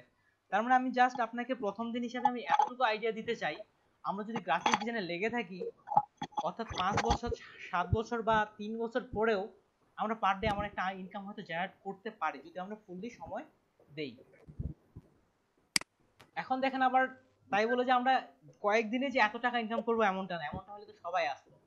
এবার যদি দেখি কতজন এই সার্ভিস এখানে বিক্রি করতেছে, এখানে সিম্পল ভাবে 1,78,000টা গিগ আছে। অর্থাৎ আমরা যখন এখানে কম্পিটিশন করতে প্রবেশ করব তখন বলেন তো আমাদের সিরিয়াল কত দাঁড়াচ্ছে? 1,78,000 অলরেডি আছে এখানে। তাহলে কিন্তু আমরা এটার পরে সিরিয়ালে যাচ্ছি। তার মানে এখানে কম্পিটিশনে কিন্তু অনেক বেশি, প্রচুর কম্পিটিশন, লোগনীয় এখানে প্রচুর কম্পিটিশন। তার মানে এটা বোঝাচ্ছে এখানে কম্পিটিশন যেমন, আবার ইনকামও ভালো আছে, তবে লেগে থাকতে হবে। এই হচ্ছে মার্কেট প্লেসের অবস্থা। আমি মনে হয় আপনাদের একটা ধারণা দিতে পারছি যে গ্রাফিক ডিজাইনাররা কত আর্ন করে। তবে ভালো গ্রাফিক ডিজাইন দীর্ঘ অভিজ্ঞতা থাকতে হবে। আর এদিক থেকে আরো বলি, যেমন আপওয়ার্ক, এটা হচ্ছে ফাইবারের মতো একটা মার্কেট প্লেস যেখানে বাংলাদেশিদের প্রায় 60,000-এর মতো অ্যাকাউন্ট আছে, শুধুমাত্র বাংলাদেশিদের। তাদের মতো মাত্র 4,000 মানুষ এখন পর্যন্ত আর্ন করতে পারছে। অর্থাৎ 56,000 মানুষ এখন পর্যন্ত 1 টাকাও আর্ন করতে পারেনি, কেননা তারা ঝরে পড়ছে, তারা সময় নিয়ে লেগেছিল না। তারা বাংলাদেশি 60,000-এর মধ্যে মাত্র 4,000 জন ইনকাম করতে পারছে, বাকি জন পারেনি। এটাই কত টাকা আয় করতে পারে বলতে এটাই। এখন দেখি আমরা কি কি সফটওয়্যারে কাজ করব। আমরা কাজ করব ফটোশপ এবং ইলাস্ট্রেটর। আমরা যখনই গ্রাফিক ডিজাইনের কথা বলি না কেন, তখনই আমাদের মাথায় দুটি সফটওয়্যার চলে আসে, একটা হচ্ছে ফটোশপ আর একটা হচ্ছে ইলাস্ট্রেটর। ঠিক আমরা ফটোশপ এবং ইলাস্ট্রেটরের মধ্যেই আমাদের গ্রাফিক ডিজাইন শিখবো, কেননা ফটোশপ এবং ইলাস্ট্রেটর আন্তর্জাতিকভাবে খুবই স্বীকৃত, প্রচুর মানুষ ব্যবহার করে। ইউরোপ কান্ট্রি, তারপরে মধ্যপ্রাচ্য সবগুলো, এমনকি বাংলাদেশ, ইন্ডিয়া, সব জায়গায় এই ফটোশপ ইলাস্ট্রেটর খুব প্রচলন। এই জন্য আমরা ফটোশপ এবং ইলাস্ট্রেটরেই কাজ শিখবো এবং এটাতেই আমাদের যাবতীয় কাজগুলো করব। এছাড়াও গ্রাফিক ডিজাইন করার জন্য আরো কিছু সফটওয়্যার আছে, যেমন হচ্ছে স্ক্রাচ। এটাও জনপ্রিয় একটা সফটওয়্যার বলতে পারি, কিন্তু এটা মার্কেটে পড়ে আসছে অনেকটা, এই জন্য এটা তেমন ব্যবহার হয় না, আমরাও এটা শিখবো না। এছাড়াও অ্যাফিনিটি আছে, তারপরে করেল ড্র আছে। করেল ড্র ইন্ডিয়া এবং পাকিস্তানে খুব ভালো চলে এই সফটওয়্যারটা। এই সফটওয়্যারগুলো দিয়েও আমরা গ্রাফিক ডিজাইন করতে পারি। তবে আমরা এই সফটওয়্যারগুলো দিয়ে গ্রাফিক ডিজাইন করব না, আমরা করব ফটোশপ এবং ইলাস্ট্রেটর দিয়ে গ্রাফিক ডিজাইন করব। তাহলে চলেন ফটোশপ আমরা ইনস্টল করে ফেলি। এতক্ষণ পর্যন্ত আমি যা বললাম, কারো কোনো কি প্রশ্ন আছে? আমাকে প্রশ্ন থাকলে আমাকে করতে পারেন। না ভাই, হ্যাঁ ভাই বলেন। হ্যালো, জি ভাই, আপনাকে আমি শুনতে পাচ্ছি। জি আচ্ছা। ভাইয়া, আমার কথা হচ্ছে যে আমরা যে কাজগুলো করব, টুলস মানে ফটোশপ এবং ইলাস্ট্রেটর দিয়ে যে কাজগুলো করব, আমরা কি এগুলো ফ্রি টুল দিয়ে করব? আমরা যখন যেগুলো ফটোশপে কাজ করব সেই কাজগুলো মানে, হ্যাঁ মানে বলতে চাচ্ছি যে এটা যে লাইসেন্স ছাড়া যেগুলা, মানে এগুলো তো আমাদের কাছে আর নাই এখন। যদি আপনি, হ্যাঁ আমরা তো ভাই ফ্রিতেই করব, আমরা তো সবাই গরিব, কি বলেন, উইন্ডোজ তো আমরা ক্র্যাক চালাচ্ছি, সবাই গরিব, আমরা ভাই ফ্রিতেই ফ্রি সফটওয়্যারই করব। জি ভাই, আমরা ফ্রিতেই করব। আমি গ্রুপের মধ্যে একটা 2014 ভার্সনের লিংক আমি সম্ভব। জি ভাই বলেন। আচ্ছা, আপনি যদি গুগল ড্রাইভ থেকে যদি আমাদেরকে ফটোশপের বিষয়ে, হ্যাঁ অবশ্যই, মানে ফটোশপ এবং কি ইলাস্ট্রেটর এই দুটো সফটওয়্যার যদি দিয়ে দিতেন। অবশ্যই আমি গুগল ড্রাইভে আপনাদের দিব, অবশ্যই গুগল ড্রাইভে। জি ভাই, আপাতত আমি ফটোশপ দিচ্ছি, যখন আমরা ইলাস্ট্রেটর শুরু করব তখন ইলাস্ট্রেটর আমি দিয়ে দিব। যেহেতু আমি ফটোশপ শুরু করতেছি, দেখেন আমি আপনাদের ফটোশপ 2014 তে কাজগুলো দেখাবো। ভাই বলেন। আমি একটা কথা বলছিলাম। হ্যাঁ বলেন। আমি আপনার ওই গেট ইনটু পিসি যে একটা ওয়েবসাইট আছে, সেখান থেকে আপনার হচ্ছে হ্যাঁ নামাইতে পারেন। ফটোশপ আর ইলাস্ট্রেটর এই দুইটার ওই আপনার লেটেস্ট ভার্সন যেটা, সেটা আমার নামানো আছে আমার ল্যাপটপে। তো এটা দিয়ে তো কাজ হবে না? হ্যাঁ অবশ্যই হবে, যেহেতু লেটেস্ট ভার্সন হবে। এখন দেখেন ফটোশপের সর্বশেষ ভার্সন যেগুলো চলতেছে, ফটোশপ ইলাস্ট্রেটর 2020। আমি যদি এখন লিখে দিই, গুগলে সার্চ দিই,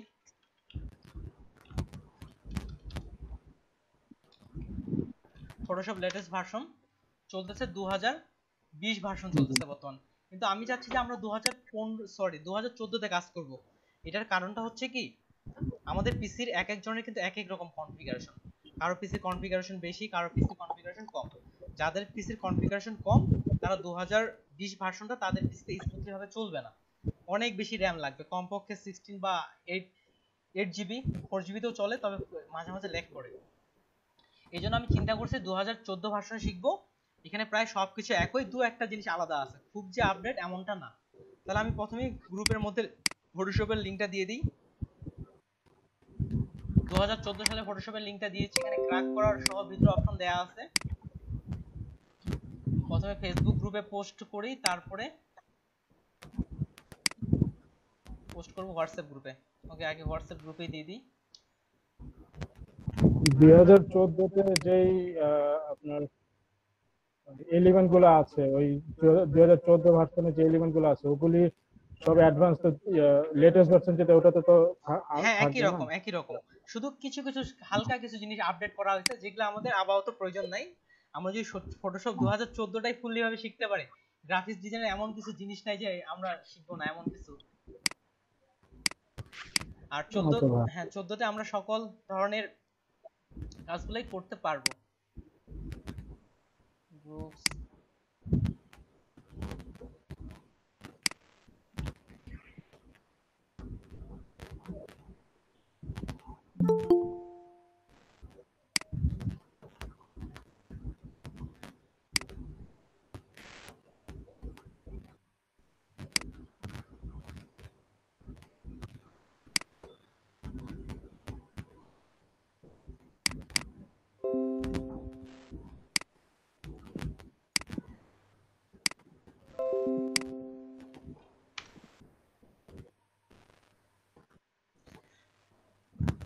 আমি এটা বুকমার্ক করে নিই গ্রুপটা আগে।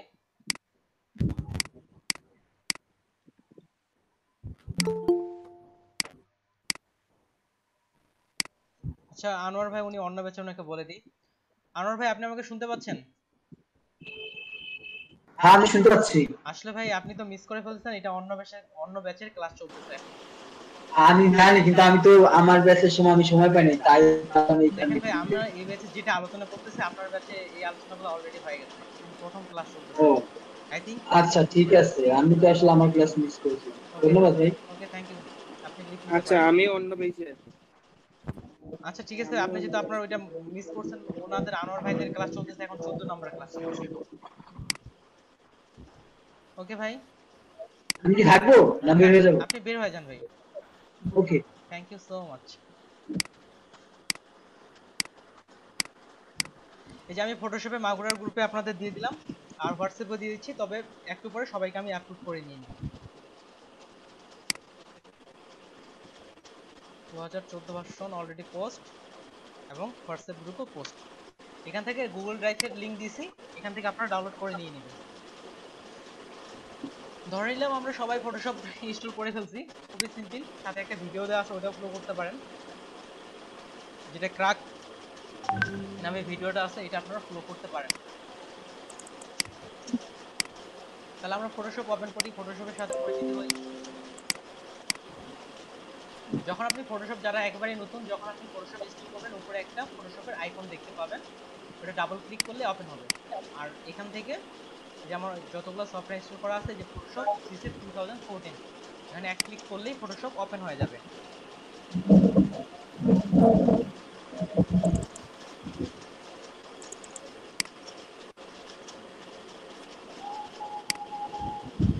আমি তাহলে ধরে নিলাম সবাই আমরা ফটোশপ ইনস্টল করে ফেলছি, আর আজকের ক্লাসে খুব যে বেশি কিছু দেখাবো এমনটা না, শুধু ফটোশপ সম্পর্কে হালকা একটা ধারণা দেওয়ার চেষ্টা করছি। তাহলে দেখি ক্লাস মডিউল কিভাবে ডাউনলোড করবো, আমি শুরুতে বলে দিচ্ছি। তাহলে ক্লাস মডিউল এখানে যেটা বলা হয়েছে, introduction with graphic design, different design tool Photoshop. তাহলে আমরা গ্রাফিক ডিজাইন সম্পর্কে হালকা বর্ণনা দেওয়া হয়ে গেছে, অলরেডি ডিজাইন টুল ফটোশপ আমরা ইনস্টল করে ফেলছি। এবার দেওয়া আছে ফটোশপ ইন্টারফেস ওভারভিউ। তাহলে ফটোশপ ইন্টারফেসের সাথে আপনাদের পরিচয় করাই দিই আমি। ক্লাস মডিউলটা কি আমাদের আমাদের কাছে রাখার প্রয়োজন আছে? হ্যাঁ আপনারা ডাউনলোড করে নিজেরাও করতে পারেন, কারণ তো ভাই ইউটিউবে এখন অনেক রিসোর্স দেখবেন, যে ইংরেজি টিউটোরিয়াল, হিন্দি টিউটোরিয়াল অনেক রিসোর্স। এই যে মডিউলটা আমি এই যে এলইডিপি কোর্স মডিউল লিখে সার্চ করলে প্রথমে একটা পিডিএফ ফাইল আসবে, এটাই ক্লাস মডিউল।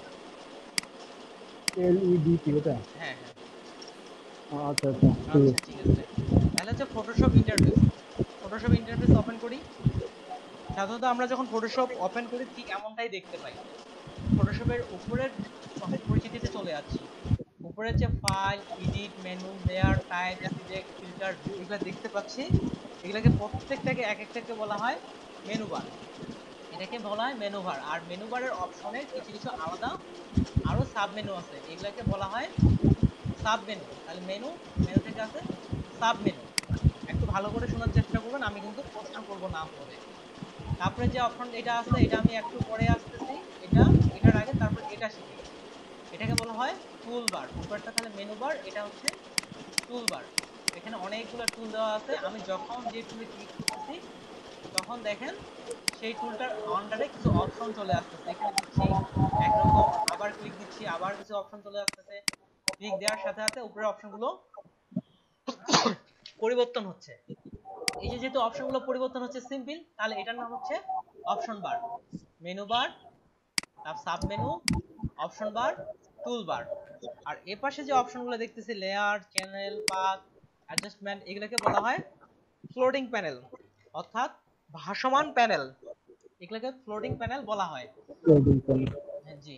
আর মধ্যখানে যে বিশাল একটা অংশ দেখতে পাচ্ছি, এটা হচ্ছে আমাদের ওয়ার্ক স্পেস, অর্থাৎ এই স্পেসে আমরা কাজ করব। উপরেরটা মেনু বার, তারপরটা হচ্ছে অপশন বার, টুল বার, ফ্লোটিং প্যানেল। দেখেন এই অপশনগুলো অনেক সময় আমাদের কাছে চেঞ্জ হয়ে যেতে পারে। আমি এখানে টানছি, এই যে লেয়ার বাইরে চলে আসতেছে, ভাসমান প্যানেল, ফ্লোটিং মানে ভাসমান। তাহলে এখানে প্যানেলগুলো এমনি এমনি ভাসমান থাকতেছে, এই জন্য বলে ফ্লোটিং প্যানেল। আমাদের ভুলে এগুলা সরে যেতে পারে। এক্ষেত্রে কি করবেন, এখান থেকে কিছু অপশন দেওয়া আছে, পূর্বে থেকেই সেট করে দেওয়া আছে, এজন্য এসেনশিয়াল এখানে ক্লিক করবেন, তাহলে এটা চেঞ্জ হয়ে যাবে। কিন্তু অ্যাসেনশিয়ালসে আমরা যেহেতু চেঞ্জ করে ফেলছি, এটা ঠিক করব কিভাবে, আপনাদের অনেক সময় হয়ে যেতে পারে, এই জন্য আগে এটা দেখাই।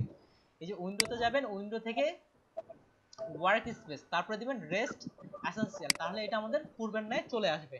আমরা এগুলো যদি সরায়ও ফেলি তাও চলে আসবে। আরো এখানে ভিতরে আরো কিছু অপশন আছে, যেমন মোশন, তারপর হচ্ছে পেইন্টিং, ফটোগ্রাফি।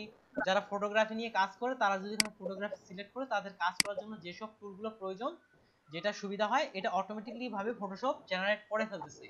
তারপরে দেওয়া আছে টাইপোগ্রাফি, অর্থাৎ লেখালেখি নিয়ে যারা বিভিন্ন রকম ডিজাইন করে তাদের জন্য এটা। কিন্তু আমরা যারা বেসিক কাজ করব তাদের জন্য হচ্ছে প্রথমটা এসেনশিয়াল, এখানে ক্লিক করলে ডিফল্ট ভাবে এটা চলে আসবে। এই হচ্ছে আমাদের ফটোশপের ডিফল্ট স্ক্রিন, ওপেন করলে সবাই এমনটাই দেখতে পাবেন। তাহলে এখন কথা হচ্ছে, আমরা যেমন মাইক্রোসফট ওয়ার্ড, এক ভাই বললেন ওনার ভালো অভিজ্ঞতা আছে, মাইক্রোসফট ওয়ার্ড সম্পর্কে আমারও অভিজ্ঞতা আছে, 2 বছর আমি টাইপের কাজ করছিলাম সেখান থেকে। তাহলে মাইক্রোসফট ওয়ার্ড আমরা যখন ওপেন করি, এমএস ওয়ার্ড যখন ওপেন করি, তখন কিন্তু আমরা দেখতে পাই অটোমেটিক্যালি ভাবে একটা পেজ জেনারেট হয়ে গেছে। কিন্তু ফটোশপের ক্ষেত্রে এই পেজটা আমাদের জেনারেট হয় না, এই পেজটা আমাদের নিজে তৈরি করে নিতে হয়। এটাকে বলা হয় ডকুমেন্ট সেটআপ। এই যে screen mode, zoom in, zoom out mode, এগুলো আমরা পরে আসবো, আগে আমাদের ডকুমেন্ট সেটআপ শিখতে হবে, নাহলে এগুলো বুঝবো না। এটাই হচ্ছে ডকুমেন্ট সেটআপ। তাহলে চলেন আমরা একটা পেজ তৈরি করে ফেলি। কোনখান থেকে নয়েজ হচ্ছে, হয়তো আজান দিচ্ছে, একটু মিউট করে নেন। নাইমুল ইসলাম ভাই, আপনি একটু মিউট করে নেন। ওকে, ধন্যবাদ ভাই। তাহলে দেখেন আমরা এখন যাব ডকুমেন্ট সেটআপ। আমাদের মাইক্রোসফট ওয়ার্ডের ক্ষেত্রে অটোমেটিক্যালি পেজ জেনারেট হয়ে গিয়েছিল, কিন্তু ফটোশপের ক্ষেত্রে সাধারণত এই পেজটা জেনারেট হয় না, আমাদের পেজটা তৈরি করতে হয়। ডকুমেন্ট সেটআপ অত্যন্ত গুরুত্বপূর্ণ। কেন গুরুত্বপূর্ণ, আমরা কখন কোন কাজটার জন্য কি ধরনের ডকুমেন্ট সেটআপ নিব, এটা কাজের উপর ভিত্তি করে ডকুমেন্ট সেটআপটা চেঞ্জ হতে থাকে। ডকুমেন্ট সেটআপ তাহলে কিভাবে একটা ডকুমেন্ট নিব, আমরা সব একই ভাবে অন্যান্য যত রকম মাইক্রোসফট ওয়ার্ড থেকে সবগুলোর একই মতো ফাইল থেকে নিউ, আর এটা শর্টকাট হচ্ছে কন্ট্রোল এন। যে কন্ট্রোল এন তে হচ্ছে নিউ, তাহলে আমার এই ডকুমেন্ট সেটআপের অপশনটা চলে আসতেছে। চলে গেলাম ফাইল থেকে নিউ, তাহলে ছোট্ট একটা পপআপ মেনু চলে আসছে। এখান থেকে আমরা আমাদের ডকুমেন্ট সেটআপ তৈরি করতে পারি। প্রথমে যে অপশনটা আছে সেটা হচ্ছে নেম। এখানে আমরা ইচ্ছামতো নাম দিতে পারি, আপনার নাম, আমার নাম, যা ইচ্ছা নাম দিতে পারি, নিয়ে নিবে। কিন্তু আমরা যেমন ইচ্ছা তেমন নাম দিব না, এখানে আমরা যে প্রজেক্টে কাজ করতেছি সেই নামটাই দিব। এক্ষেত্রে আমরা পরবর্তীতে যখন এডিট করব বা কোনো সমস্যার সমাধান করব, সহজে আমরা ফাইলটা খুঁজে পাবো। আমি নাম দিলাম LEDP। তারপরে দেখেন এখানে আছে প্রিসেট, অর্থাৎ পূর্বে থেকে কিছু সেট করা আছে, সেটাই হচ্ছে প্রিসেট। পূর্বে থেকে কিছু অপশন সেট করা হচ্ছে, সেটাই হচ্ছে প্রিসেট। তাই প্রিসেটে দেখি এখানে দেওয়া আছে ডিফল্ট ফটোশপ সাইজ। তাহলে এখানে ফটোশপে সাধারণত 7 ইঞ্চি এবং 5 ইঞ্চি এর একটা পেজ ডিফল্ট ভাবে থাকে, এটাই দেয়া আছে। তাছাড়া আরো দেখি এখানে আছে US paper, international paper, photo, web, যখন ওয়েবের ক্ষেত্রে ব্যবহার হয় কি কি ধরনের ডিজাইনগুলো ব্যবহার হতে পারে এগুলো এখানে দেয়া আছে। আমি চলে যাচ্ছি ইউএসএ পেপার। যখন এখানে ইউএসএ পেপার ক্লিক করলাম তখন সাইজের মধ্যে দেখেন আরো কিছু পেজ পাচ্ছি আমরা, লেটার, লিগ্যাল, আরো কিছু পেজ পাচ্ছি। এখান থেকে এই পেজগুলো দেখেন আমি যখন লেটার সিলেক্ট করতেছি তখন লেটারের পেজটা অটোমেটিক্যালি এখানে তৈরি হয়ে যাচ্ছে ইঞ্চিতে। ঠিক একইভাবে ইন্টারন্যাশনাল পেপার যদি দেই, প্রথমে আসতেছে A4 পেজ। A4 পেজ হচ্ছে বাংলাদেশের জন্য অনেক একটা প্রচলিত পেজ। A4 পেজের যে সাইজ সেটা কিন্তু চলে আসছে। এই হচ্ছে প্রিসেট, পূর্বে থেকে কিছু পেজ সেটআপ করে দেওয়া আছে। আপনারা এখান থেকে প্রিসেট গুলো দেখে নিতে পারেন যখন আপনি মোবাইলের কাজ করবেন, মোবাইলে যে সকল রেজুলেশন ভিত্তিক কাজ হয় এই জন্য এখানে রেজুলেশন চলে আসছে এটাই। আরেকটা হচ্ছে কাস্টম। কাস্টমটা হচ্ছে আমরা নিজে থেকে যে সাইজটা দিব সেটাই হচ্ছে কাস্টম। দেখেন আমি ডিফল্ট ভাবে 1920x1080 পিক্সেলে নিচ্ছি, এটা হচ্ছে আমার মনিটরের রেজুলেশন 1920x1080, এটা হচ্ছে ফুল এইচডি। এই রেজুলেশনটাকে বলা হয় ফুল এইচডি রেজুলেশন। তাহলে ওয়াইড দিছি 1920, হাইট দিছি 1080। আমাদের কাজের উপর ভিত্তি করে এটা কমানো এবং কমবে এবং বাড়বে। তারপরে যেটা চলে আসছে পিক্সেল, এখানে 60টা মাপ পাবেন। আমরা যা কিছু করি না কেন সবগুলোরই একটা মাপ থাকে। আমরা কাপড়ের ডিজাইন করি বা যা কোনো কিছু করি না কেন প্রত্যেকটার মাপ থাকে, ঠিক এখানেও 60টা মাপ আছে। সেটা হচ্ছে pixel, inch, centimetre, millimetre, points, picas, columns, অনেকগুলো অপশন আছে। কিন্তু এতগুলো 60টা মাপ আমরা ব্যবহার করি না সাধারণত, আমরা 3টা মাপেই বেশি ব্যবহার করি। প্রথমটা হচ্ছে পিক্সেল, তারপরটা ইঞ্চি, তারপরটা সেন্টিমিটার। প্রথমে আসে পিক্সেল সম্পর্কে। সাধারণত ওয়েব ভিত্তিক যে কাজগুলো আমরা করি, যেমন হতে পারে সেটা ফেসবুকের কভার ডিজাইন, ফেসবুকের অ্যাডভার্টাইজ ডিজাইন, এক কথায় আমাদের ওয়েবসাইট জাতীয় যে কাজগুলো করব সেগুলোতে সাধারণত পিক্সেল ব্যবহার হয়। এবং ইলেকট্রনিক মিডিয়া বলতে আমি কি বোঝাচ্ছি, যেমন আমাদের মোবাইল, কম্পিউটার, ওয়ালপেপার বা মোবাইল এগুলোর মধ্যেই থাকবে, প্রিন্ট হবে না, এই জাতীয় ডিজাইনগুলো সাধারণত ব্যবহার করা হয় থাকে পিক্সেল। আর পিক্সেল হচ্ছে কি, আমরা যখন আমার মোবাইল কিংবা কম্পিউটার খুব কাছ থেকে দেখি দেখবেন যে ছোট্ট ছোট্ট ঘর ঘর কিছু দেখা যায়, এগুলাকে এক একটাকে বলা হয় পিক্সেল। তাহলে ইলেকট্রনিক মিডিয়ার ক্ষেত্রে আমরা কি ব্যবহার করতেছি, পিক্সেল। তারপরে দেখান দেওয়া আছে ইঞ্চি, সেন্টিমিটার, এর দুটো ব্যবহার হয়, নিচের গুলো তেমন ব্যবহার হয় না। ইঞ্চি, সেন্টিমিটার সাধারণত এগুলো ব্যবহার করা হয়ে থাকে যখন আমরা প্রিন্টের জন্য কাজ করব। প্রিন্টের জন্য যে হতে পারে সেটা বিজনেস কার্ড, ভিজিটিং কার্ড, তারপর হচ্ছে লিফলেট, উপরে ব্যানার, যা কিছু আমরা প্রিন্ট করব সেটার জন্য আমরা ইঞ্চি কিংবা সেন্টিমিটারে কাজ করতে পারি। আপনি চাইলে ওগুলো পিক্সেলও করতে পারবেন, তবে ইঞ্চিতে কাজ করলে সুবিধা হয় এবং ওগুলো ইঞ্চিতে রাখা হয়। তাহলে বলেন পিক্সেল আমরা কোথায় ব্যবহার করি সাধারণত? পিক্সেল কখন ব্যবহার করি? ইঞ্চি সাধারণত কোথায় ব্যবহার হয়? Pixel electronics. হ্যাঁ, পিক্সেল ইলেকট্রনিক্স মিডিয়া, এটা হতে পারে মোবাইল, পিসি কিংবা ওয়েবসাইটে ফেসবুক কভার, এগুলো হতে পারে। আর ইঞ্চিটা ব্যবহার করব যখন আমরা প্রিন্টের ক্ষেত্রে কাজ করব তখন। A4। হ্যাঁ, প্রিন্টের ক্ষেত্রে এই জাতীয় পেজগুলোর ক্ষেত্রে আমরা ইঞ্চি ব্যবহার করব, তবে আপনি পিক্সেলও করতে পারেন, ওখানে বেশি ব্যবহার হয়। এবার আসি রেজুলেশন। ঠিক একইভাবে যখন আমরা ইলেকট্রনিক মিডিয়ার ক্ষেত্রে কাজ করব তখন কমপক্ষে রেজুলেশন দিব 72। ইলেকট্রনিক মিডিয়া এবং ওয়েবের ক্ষেত্রে এটা স্মরণ রাখবেন, কমপক্ষে রেজুলেশন কত দিব, 72, এবং এটাই পারফেক্ট। আর যখন আমরা প্রিন্টের ক্ষেত্রে কাজ করব তখন দিব 300। এগুলো আপনারা লিখে রাখতে পারেন, যদিও ভিডিও রেকর্ডিং করতেছি, আপনারা চাইলে লিখে রাখতে পারেন।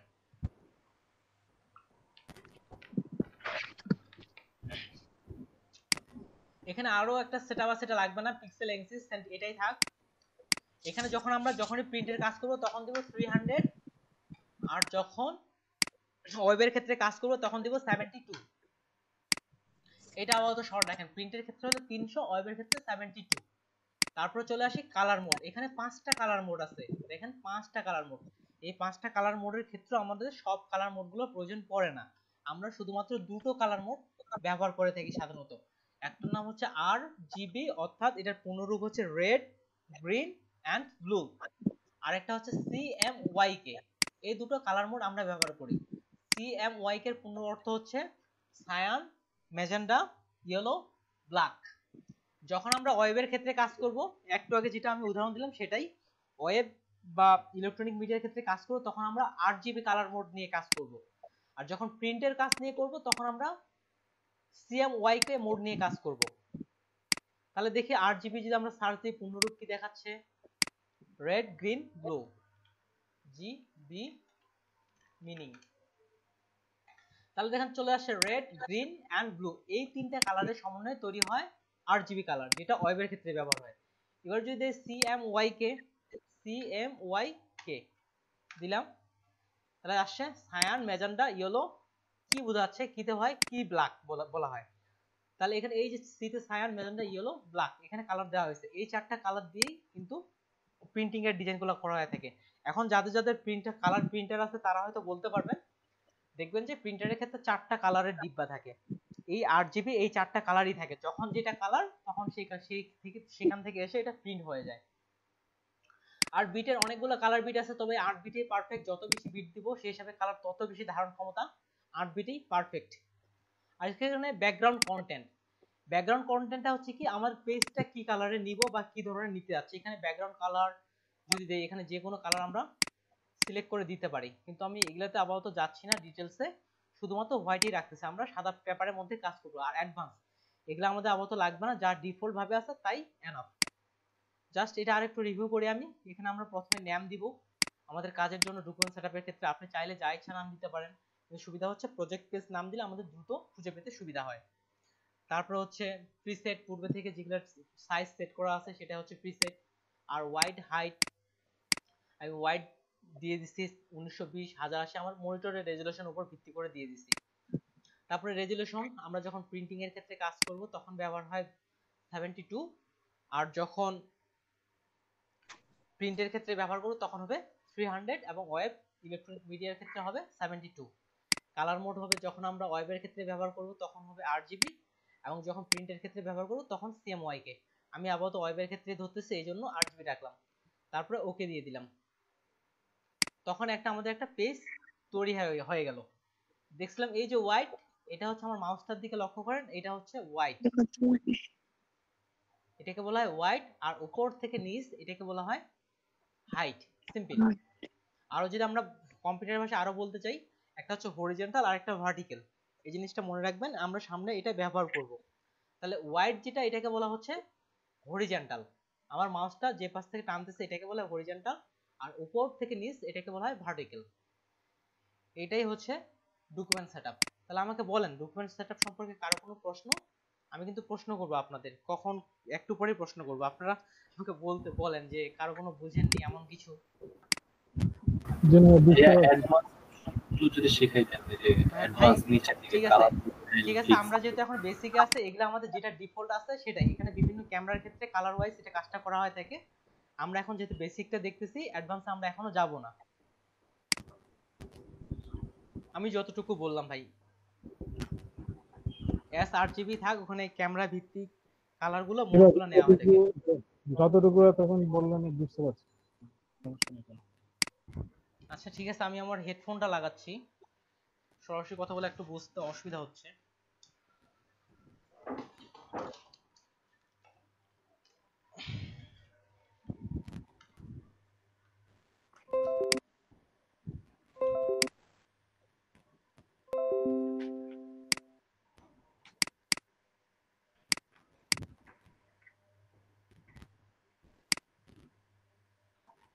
ওকে ঠিক আছে ভাই, এখন আমাকে বলেন, আমাকে কে জানি লাস্ট প্রশ্ন করছিলেন একজন।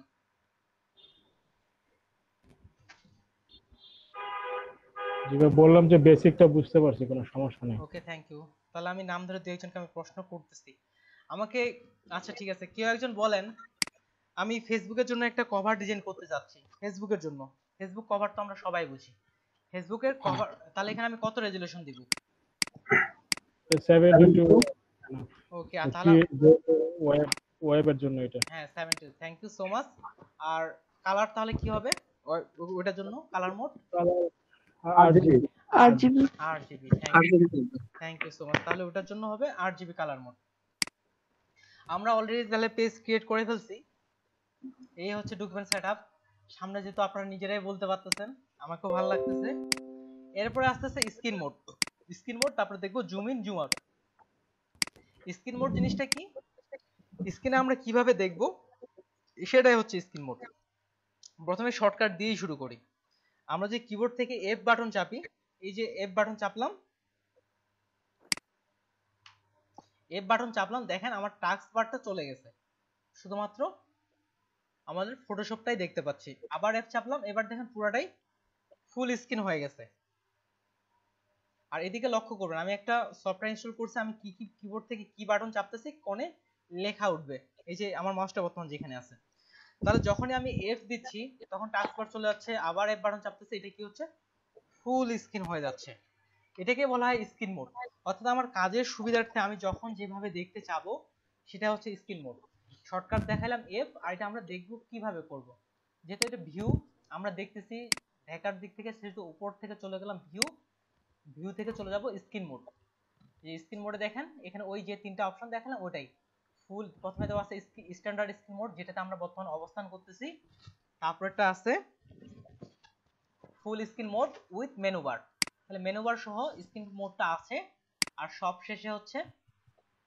ফুল স্ক্রিন মোড এখানে একটা সিগন্যাল দিচ্ছে যে আমরা কিভাবে পরবর্তীতে ব্যাক আসবো কারণ আমরা তো এখানে আর কোনো অপশন খুঁজে পাচ্ছি না আমরা F চাপলেই কিন্তু আগের অবস্থায় চলে আসবে এটাকে বলা হয় স্ক্রিন মোড আমাদের যখন যেটা প্রয়োজন যখন কাজ করার সুবিধার্থে যেভাবে ভালো লাগে আপনারা সেভাবে স্ক্রিন মোডটা নিয়ে নিতে পারেন এবার দেখবো হচ্ছে জুম ইন জুম আউট খুবই সিম্পল যে জুম ইন কি আমরা যখন বড় করতেছি এটা হচ্ছে জুম ইন আর যখন ছোট করতেছি এটা হচ্ছে জুম আউট কিন্তু এখন প্রশ্ন হচ্ছে আমরা ফটোশপে কিভাবে জুম ইন জুম আউট করব আমি আপনাদের কয়েকটা অপশন দেখাবো জুম ইন জুম আউট করার কয়েকটা কিভাবে জুম ইন জুম আউট করা যায় প্রথমে আমি এখানে টেক্সট লিখতেছি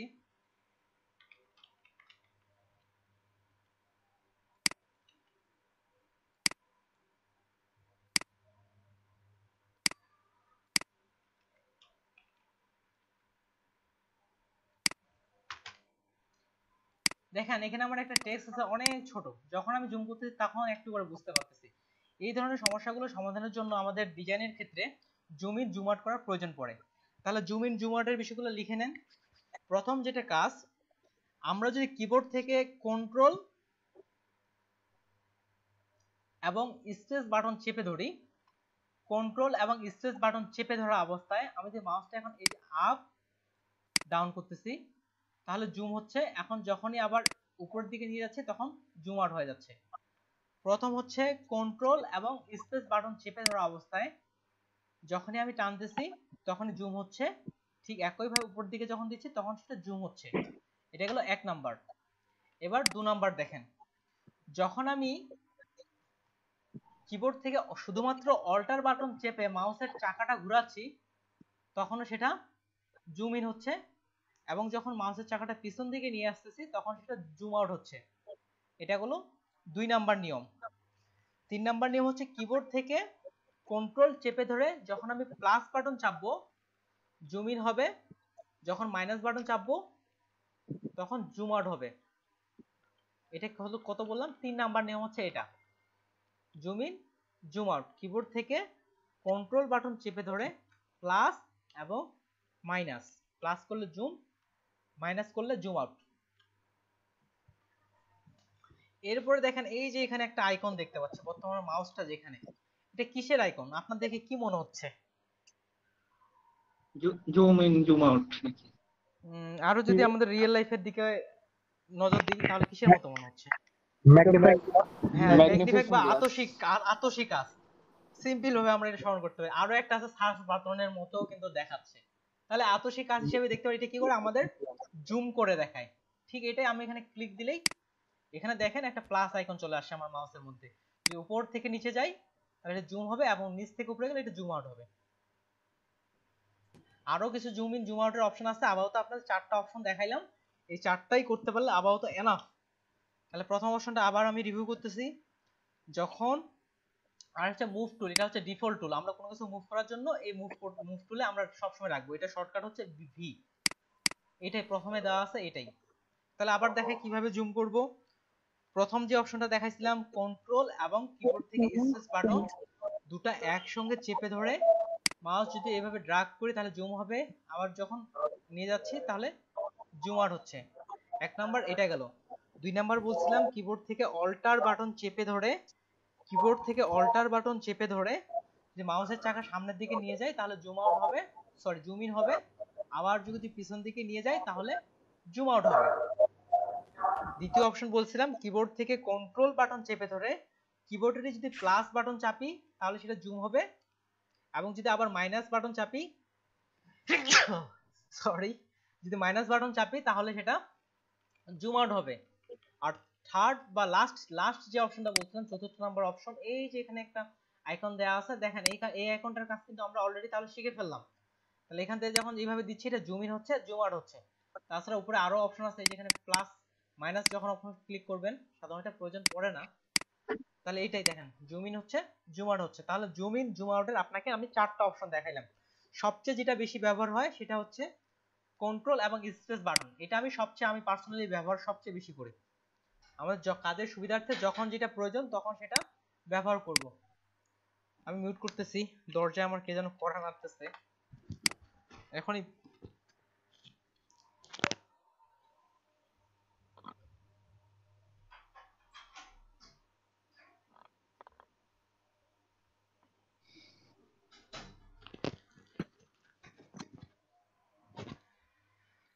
ওকে, আই এম ব্যাক।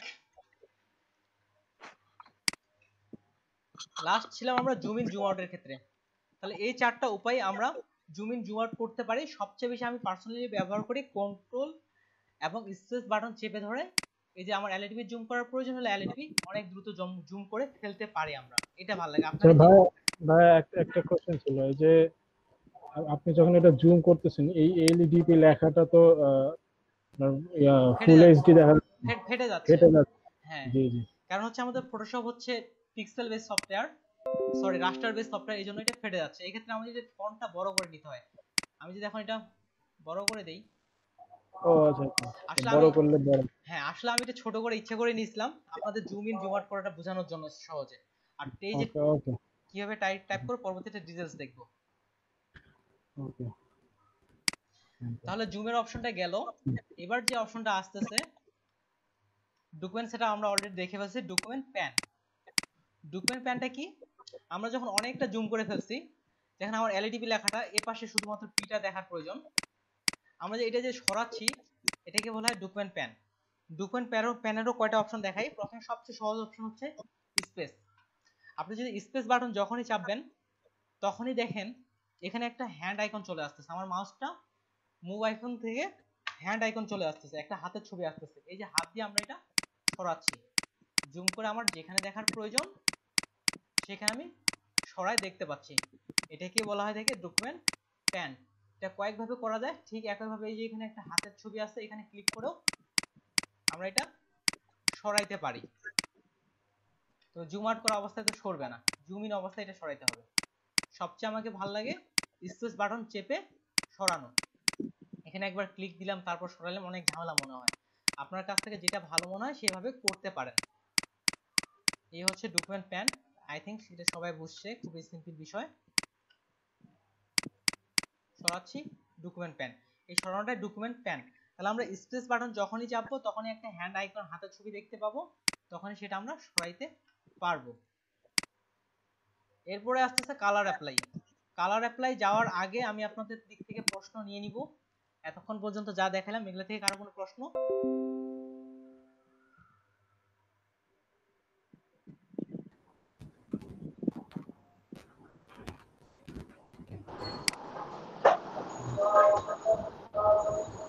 ওকে, কারো কোনো প্রশ্ন নেই? ঠিক আছে, জি না কোনো প্রশ্ন নেই। ওকে,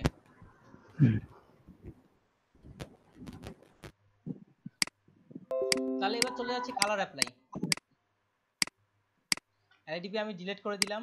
এটা সামনে আমরা ডিটেইলস দেখবো আগামী ক্লাসে কিভাবে ডিলিট করতেছি, কিভাবে কি করতেছি। প্রথমে দেখেন এইখানে দুটো কালার আছে, একটা উপরে ব্ল্যাক, নিচে আছে হোয়াইট। কোনখান থেকে নয়েজ হচ্ছে আপনি একটু মিউট করে নেন, যখন যখন আপনি কথা বলবেন আবার আনমিউট করে নিয়ে কথা বলবেন।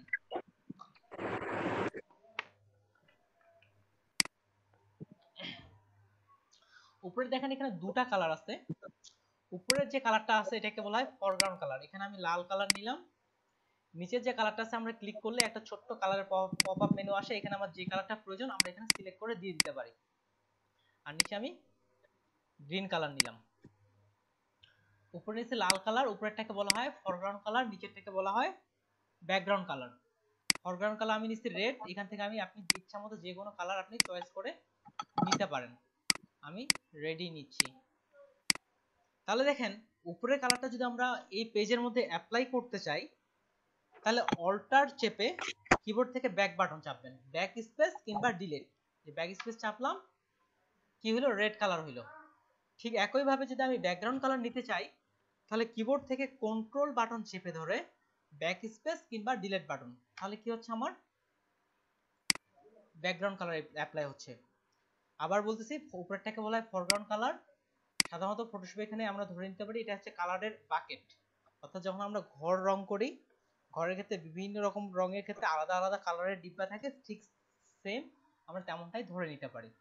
উপরেরটাকে হচ্ছে বলা হয় ফরগ্রাউন্ড কালার, নিচেরটাকে বলা হয় ব্যাকগ্রাউন্ড কালার।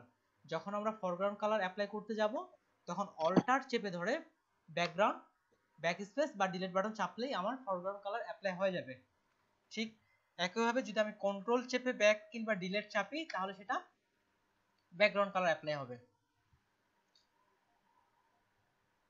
তাহলে আমাকে কেউ একজন বলেন, আমি ফরগ্রাউন্ড কালার অ্যাপ্লাই করতে যাচ্ছি, অর্থাৎ লাল কালারটা অ্যাপ্লাই করতে যাচ্ছি, আমি এখন কিভাবে অ্যাপ্লাই করব? এটা হচ্ছে কন্ট্রোল চেপে ব্যাক স্পেস। কন্ট্রোল চেপে, ঠিক আছে, আমি কিবোর্ড না, অল্টার প্লাস ব্যাক স্পেস। এটা হচ্ছে অল্টার অল্টার চেপে ব্যাক স্পেস, যে অল্টার চেপে ব্যাক স্পেস কিংবা ডিলিট বাটন যেটা ভালো লাগে দিচ্ছি, কালারটা চলে আসছে। এটা হচ্ছে ফরগ্রাউন্ডের। হ্যাঁ, ফরগ্রাউন্ড। উপরেরটাকে ফরগ্রাউন্ড কালার, নিচেরটাকে বলা হয় ব্যাকগ্রাউন্ড কালার। তাহলে আমরা কিন্তু কালার অ্যাপ্লাই অলরেডি শিখে ফেলছি। আপনারা সবাই রিপ্লাই করছেন, আমাকে ভালো লাগছে। যখন আপনারা কথা বলবেন আমাকেও ভালো লাগবে, মনে হবে আমরা একসাথে অনেকজন ক্লাস করতেছি, নাহলে আমার মনে হয় যে আমি মনিটরের সাথে কথা বলতেছি। ঠিক আছে, আমি তাহলে কালার নিয়ে, আমরা কিন্তু অলরেডি কালার অ্যাপ্লাই শিখে ফেলছি। লাল কালার, সবুজ কালার, আমার হলুদ কালার নেওয়ার ইচ্ছা হয়েছে, এখান থেকে আমি এই যে হলুদ কালার সিলেক্ট করে হলুদ কালার দিয়ে দিলাম। হলুদ, অল্টার চেপে ফরগ্রাউন্ড কালারে আছে আমার হলুদ, অল্টার চেপে ব্যাক দিলাম, হলুদ কালার চলে আসলো। আর যখন নিচের দিকে গ্রিন কালার চলে আসলো। আমরা সিম্পল ভাবে কালার নেওয়া শিখে ফেলছি। এই হচ্ছে আমাদের কালার অ্যাপ্লাই। তার সাথে আছে সিলেকশন বেসিক। সিলেকশন সম্পর্কে আমরা ডিটেইলস আলোচনা করব। আজকে দুটো অপশন, ছোট্ট ছোট্ট অপশন দেখাবো। আমি যখন হলুদ কালার দিতে যাচ্ছি, অল্টার চেপে ব্যাক দিচ্ছি, পুরোটাই হলুদ কালার চলে আসতেছে। কিন্তু আমি চাচ্ছি আমার পুরো পেজটার মধ্যে আমি অর্ধেকটা জায়গায় শুধু হলুদ কালারটা নিব, বা আমার গ্রিন কালারটা আছে, আমি অর্ধেক 50% অংশে আমি গ্রিন কালার নিব। কিন্তু আমি যখন এই নিচে আছে আমার গ্রিন কালার, আমি অল্টার চেপে ব্যাক দিয়ে দিচ্ছি, কিন্তু আমার পুরো পেজটাতে গ্রিন কালার অ্যাপ্লাই হয়ে যাচ্ছে। এই ধরনের সমস্যাগুলো সমাধানের জন্য আমাদের সিলেকশন টুল ব্যবহার করতে হয়। এখানে অনেকগুলো সিলেকশন টুল আছে, তবে আজকে আমরা দুটো সিলেকশন টুল দেখব। একটা হচ্ছে রেক্টেঙ্গুলার মার্কিউ সিলেকশন টুল, আর একটা হচ্ছে ইলেকট্রিক্যাল মার্কিউ টুল। আমরা এই দেখেন অনেকগুলো টুল আছে, এখানে সাইডে একটা ছোট্ট একটা তীর চিহ্ন দেওয়া আছে, তীরের মতো। আমরা যখন এটা ক্লিক করে ধরে থাকবো তখন ভিতরের অপশনগুলো দেখতে পাবো। আমরা যখনই ক্লিক করে ধরে থাকবো ভিতরের অপশনগুলো দেখতে পাবো। উপরে দেখেন দেওয়া আছে রেক্টেঙ্গুলার মার্কিউ টুল, আর একটা হচ্ছে ইলেকট্রিক্যাল মার্কিউ টুল। তাহলে উপরের টুলটা আমি প্রথম সিলেক্ট করলাম, আর এটা শর্টকাট হচ্ছে এম। যখনই কিবোর্ড থেকে আপনি এম চাপবেন তখন এটা শর্টকাট অন হয়ে যাবে। আমরা যদি কোনো টুলের উপর মাউসটা রাখি তাহলে সেই টুলে শর্টকাট শো করায়। রেক্টেঙ্গুলার টুল নিলাম, রেক্টেঙ্গুলার টুল দিয়ে এইভাবে মাউস দিয়ে টেনে ড্র্যাগ করে সিলেক্ট করলাম। এবার যদি আমি কালার অ্যাপ্লাই করি, ব্যাকগ্রাউন্ড কালার অ্যাপ্লাই করতে যাচ্ছি, কন্ট্রোল চেপে ব্যাক স্পেস, তাহলে দেখেন যতটুকু অংশ আমি সিলেকশন করছি ঠিক ততটুকু অংশই আমার কালার চলে আসছে। আর সিলেকশনটা ডিসপ্লে করার জন্য কিবোর্ড থেকে শর্টকাট হচ্ছে কন্ট্রোল চেপে ধরে দিতে হচ্ছে ডিসিলেক্ট, তাহলে ডিসিলেক্ট হয়ে যাচ্ছে। তাহলে আমরা নির্দিষ্ট কোনো এলাকায় যদি কালার অ্যাপ্লাই করতে চাই তাহলে এরপর থেকে সিলেকশনের আরেকটা অপশন আছে বৃত্ত, ইলেকট্রিক্যাল মার্কিং টুল, আমি এখানে দিলাম। এখন আমি যদি গ্রিন কালার অ্যাপ্লাই করতে চাই তাহলে কন্ট্রোল চেপে ব্যাক স্পেস। তাহলে এইভাবে আমরা কালার অ্যাপ্লাই করতে পারি, যতটুকু অংশ আমার প্রয়োজন ততটুকু অংশে আমরা কালার অ্যাপ্লাই করতে পারি। এবার দেখেন আমি যখন বৃত্তটা আর্ট করতেছি, টেনে অঙ্কন করতেছি, এটা কেমন বাঁকা হয়ে যাচ্ছে, স্পেশাল কিন্তু ফুললি রাউন্ড হচ্ছে না। এই অবস্থায় যদি আমি কিবোর্ড থেকে শিফট চাপি তাহলে এটা ফুললি রাউন্ড হবে, কিবোর্ড থেকে শিফট চেপে ধরে থাকি তাহলে এটা ফুললি রাউন্ড হবে, এবং শিফট চেপে ধরা অবস্থায় আমি যখন অল্টার চাপবো তখন এটা ভিতর থেকে জুম ইন, অর্থাৎ ভিতর থেকে ছোট বড় হবে, অর্থাৎ মিডিল থেকে অল্টার চাপলে। আর যদি শুধু শিফট চাপি তাহলে এটা পারফেক্ট ভাবে রাউন্ড হবে, তবে এক সাইড থেকে। আর যখন শিফট ছেড়ে দিব তখন যেমন তেমন করে রাউন্ডটা হবে, যেমন তেমন করে রাউন্ড হতে এখানে আমি কালার অ্যাপ্লাই করতে পারতেছি। ঠিক একই ভাবে আমাদের যে উপরের যে রেক্ট্যাঙ্গুলার টুল, যদি আমি শিফট চেপে ধরে থাকি তাহলে এটা পারফেক্ট একটা বর্গ তৈরি করবে, আর যদি ছেড়ে দেই যেমন ইচ্ছা তেমন ভাবে এটা নেওয়া যায়। আমরা যতটুকু শিখছি অতটুকু থেকে কি আমরা একটা বাংলাদেশের পতাকা তৈরি করতে পারবো? জি ভাইয়া, পারবো ইনশাআল্লাহ। জি জি জি পারবো ভাইয়া। ওকে, আমাকে বলেন তাহলে, আমি আপনারা বলেন আমি তৈরি করি। প্রথমে আমি এখন কি করব? প্রথমে হচ্ছে আমরা গ্রিন কালার নিব আর কি। আচ্ছা, গ্রিন কালার ব্যাকগ্রাউন্ড, যেহেতু গ্রিন কালার ব্যাকগ্রাউন্ডটা আমি বাংলাদেশের পতাকার মতো একটা গ্রিন কালার নেওয়ার চেষ্টা করি।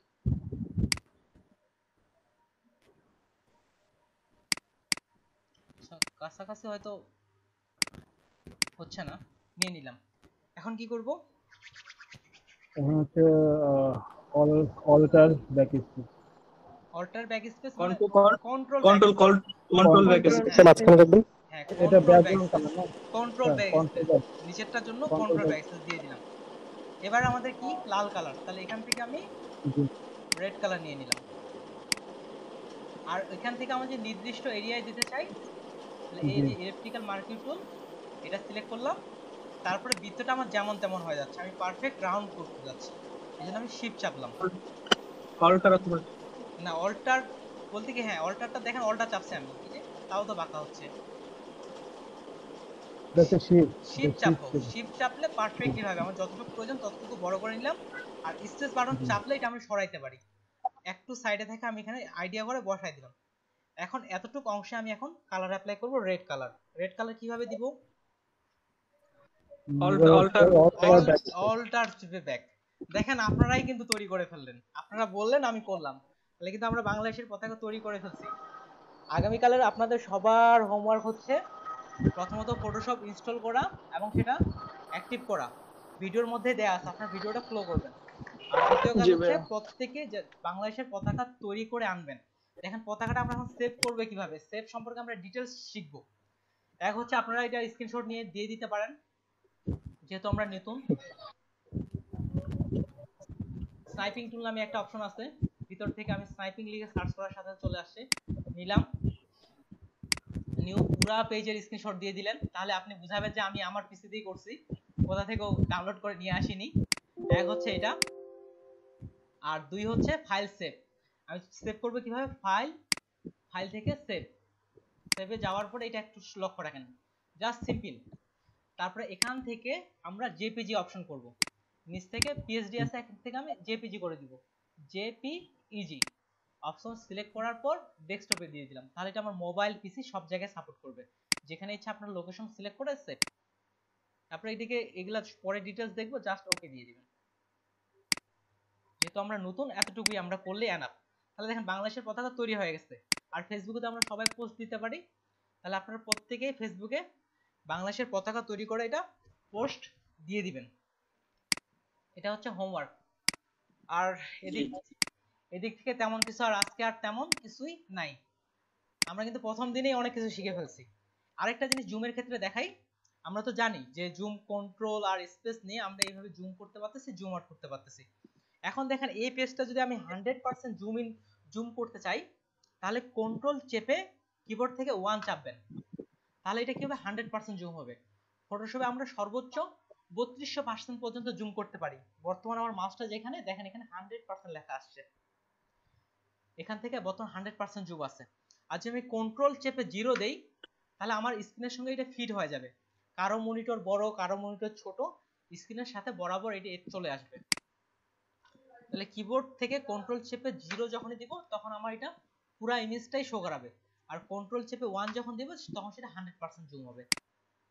এতটুকুই। তাহলে আমাকে ফটোশপ এটার বিষয়ে ফটোশপ বিষয়ে যতটুকু শিখলাম এটা বিষয়ে যে কেউ আমাকে প্রশ্ন করতে পারেন। আজকে আমাদের যেগুলো শেখার টপিক ছিল সবগুলো আমরা শেষ করে ফেলছি।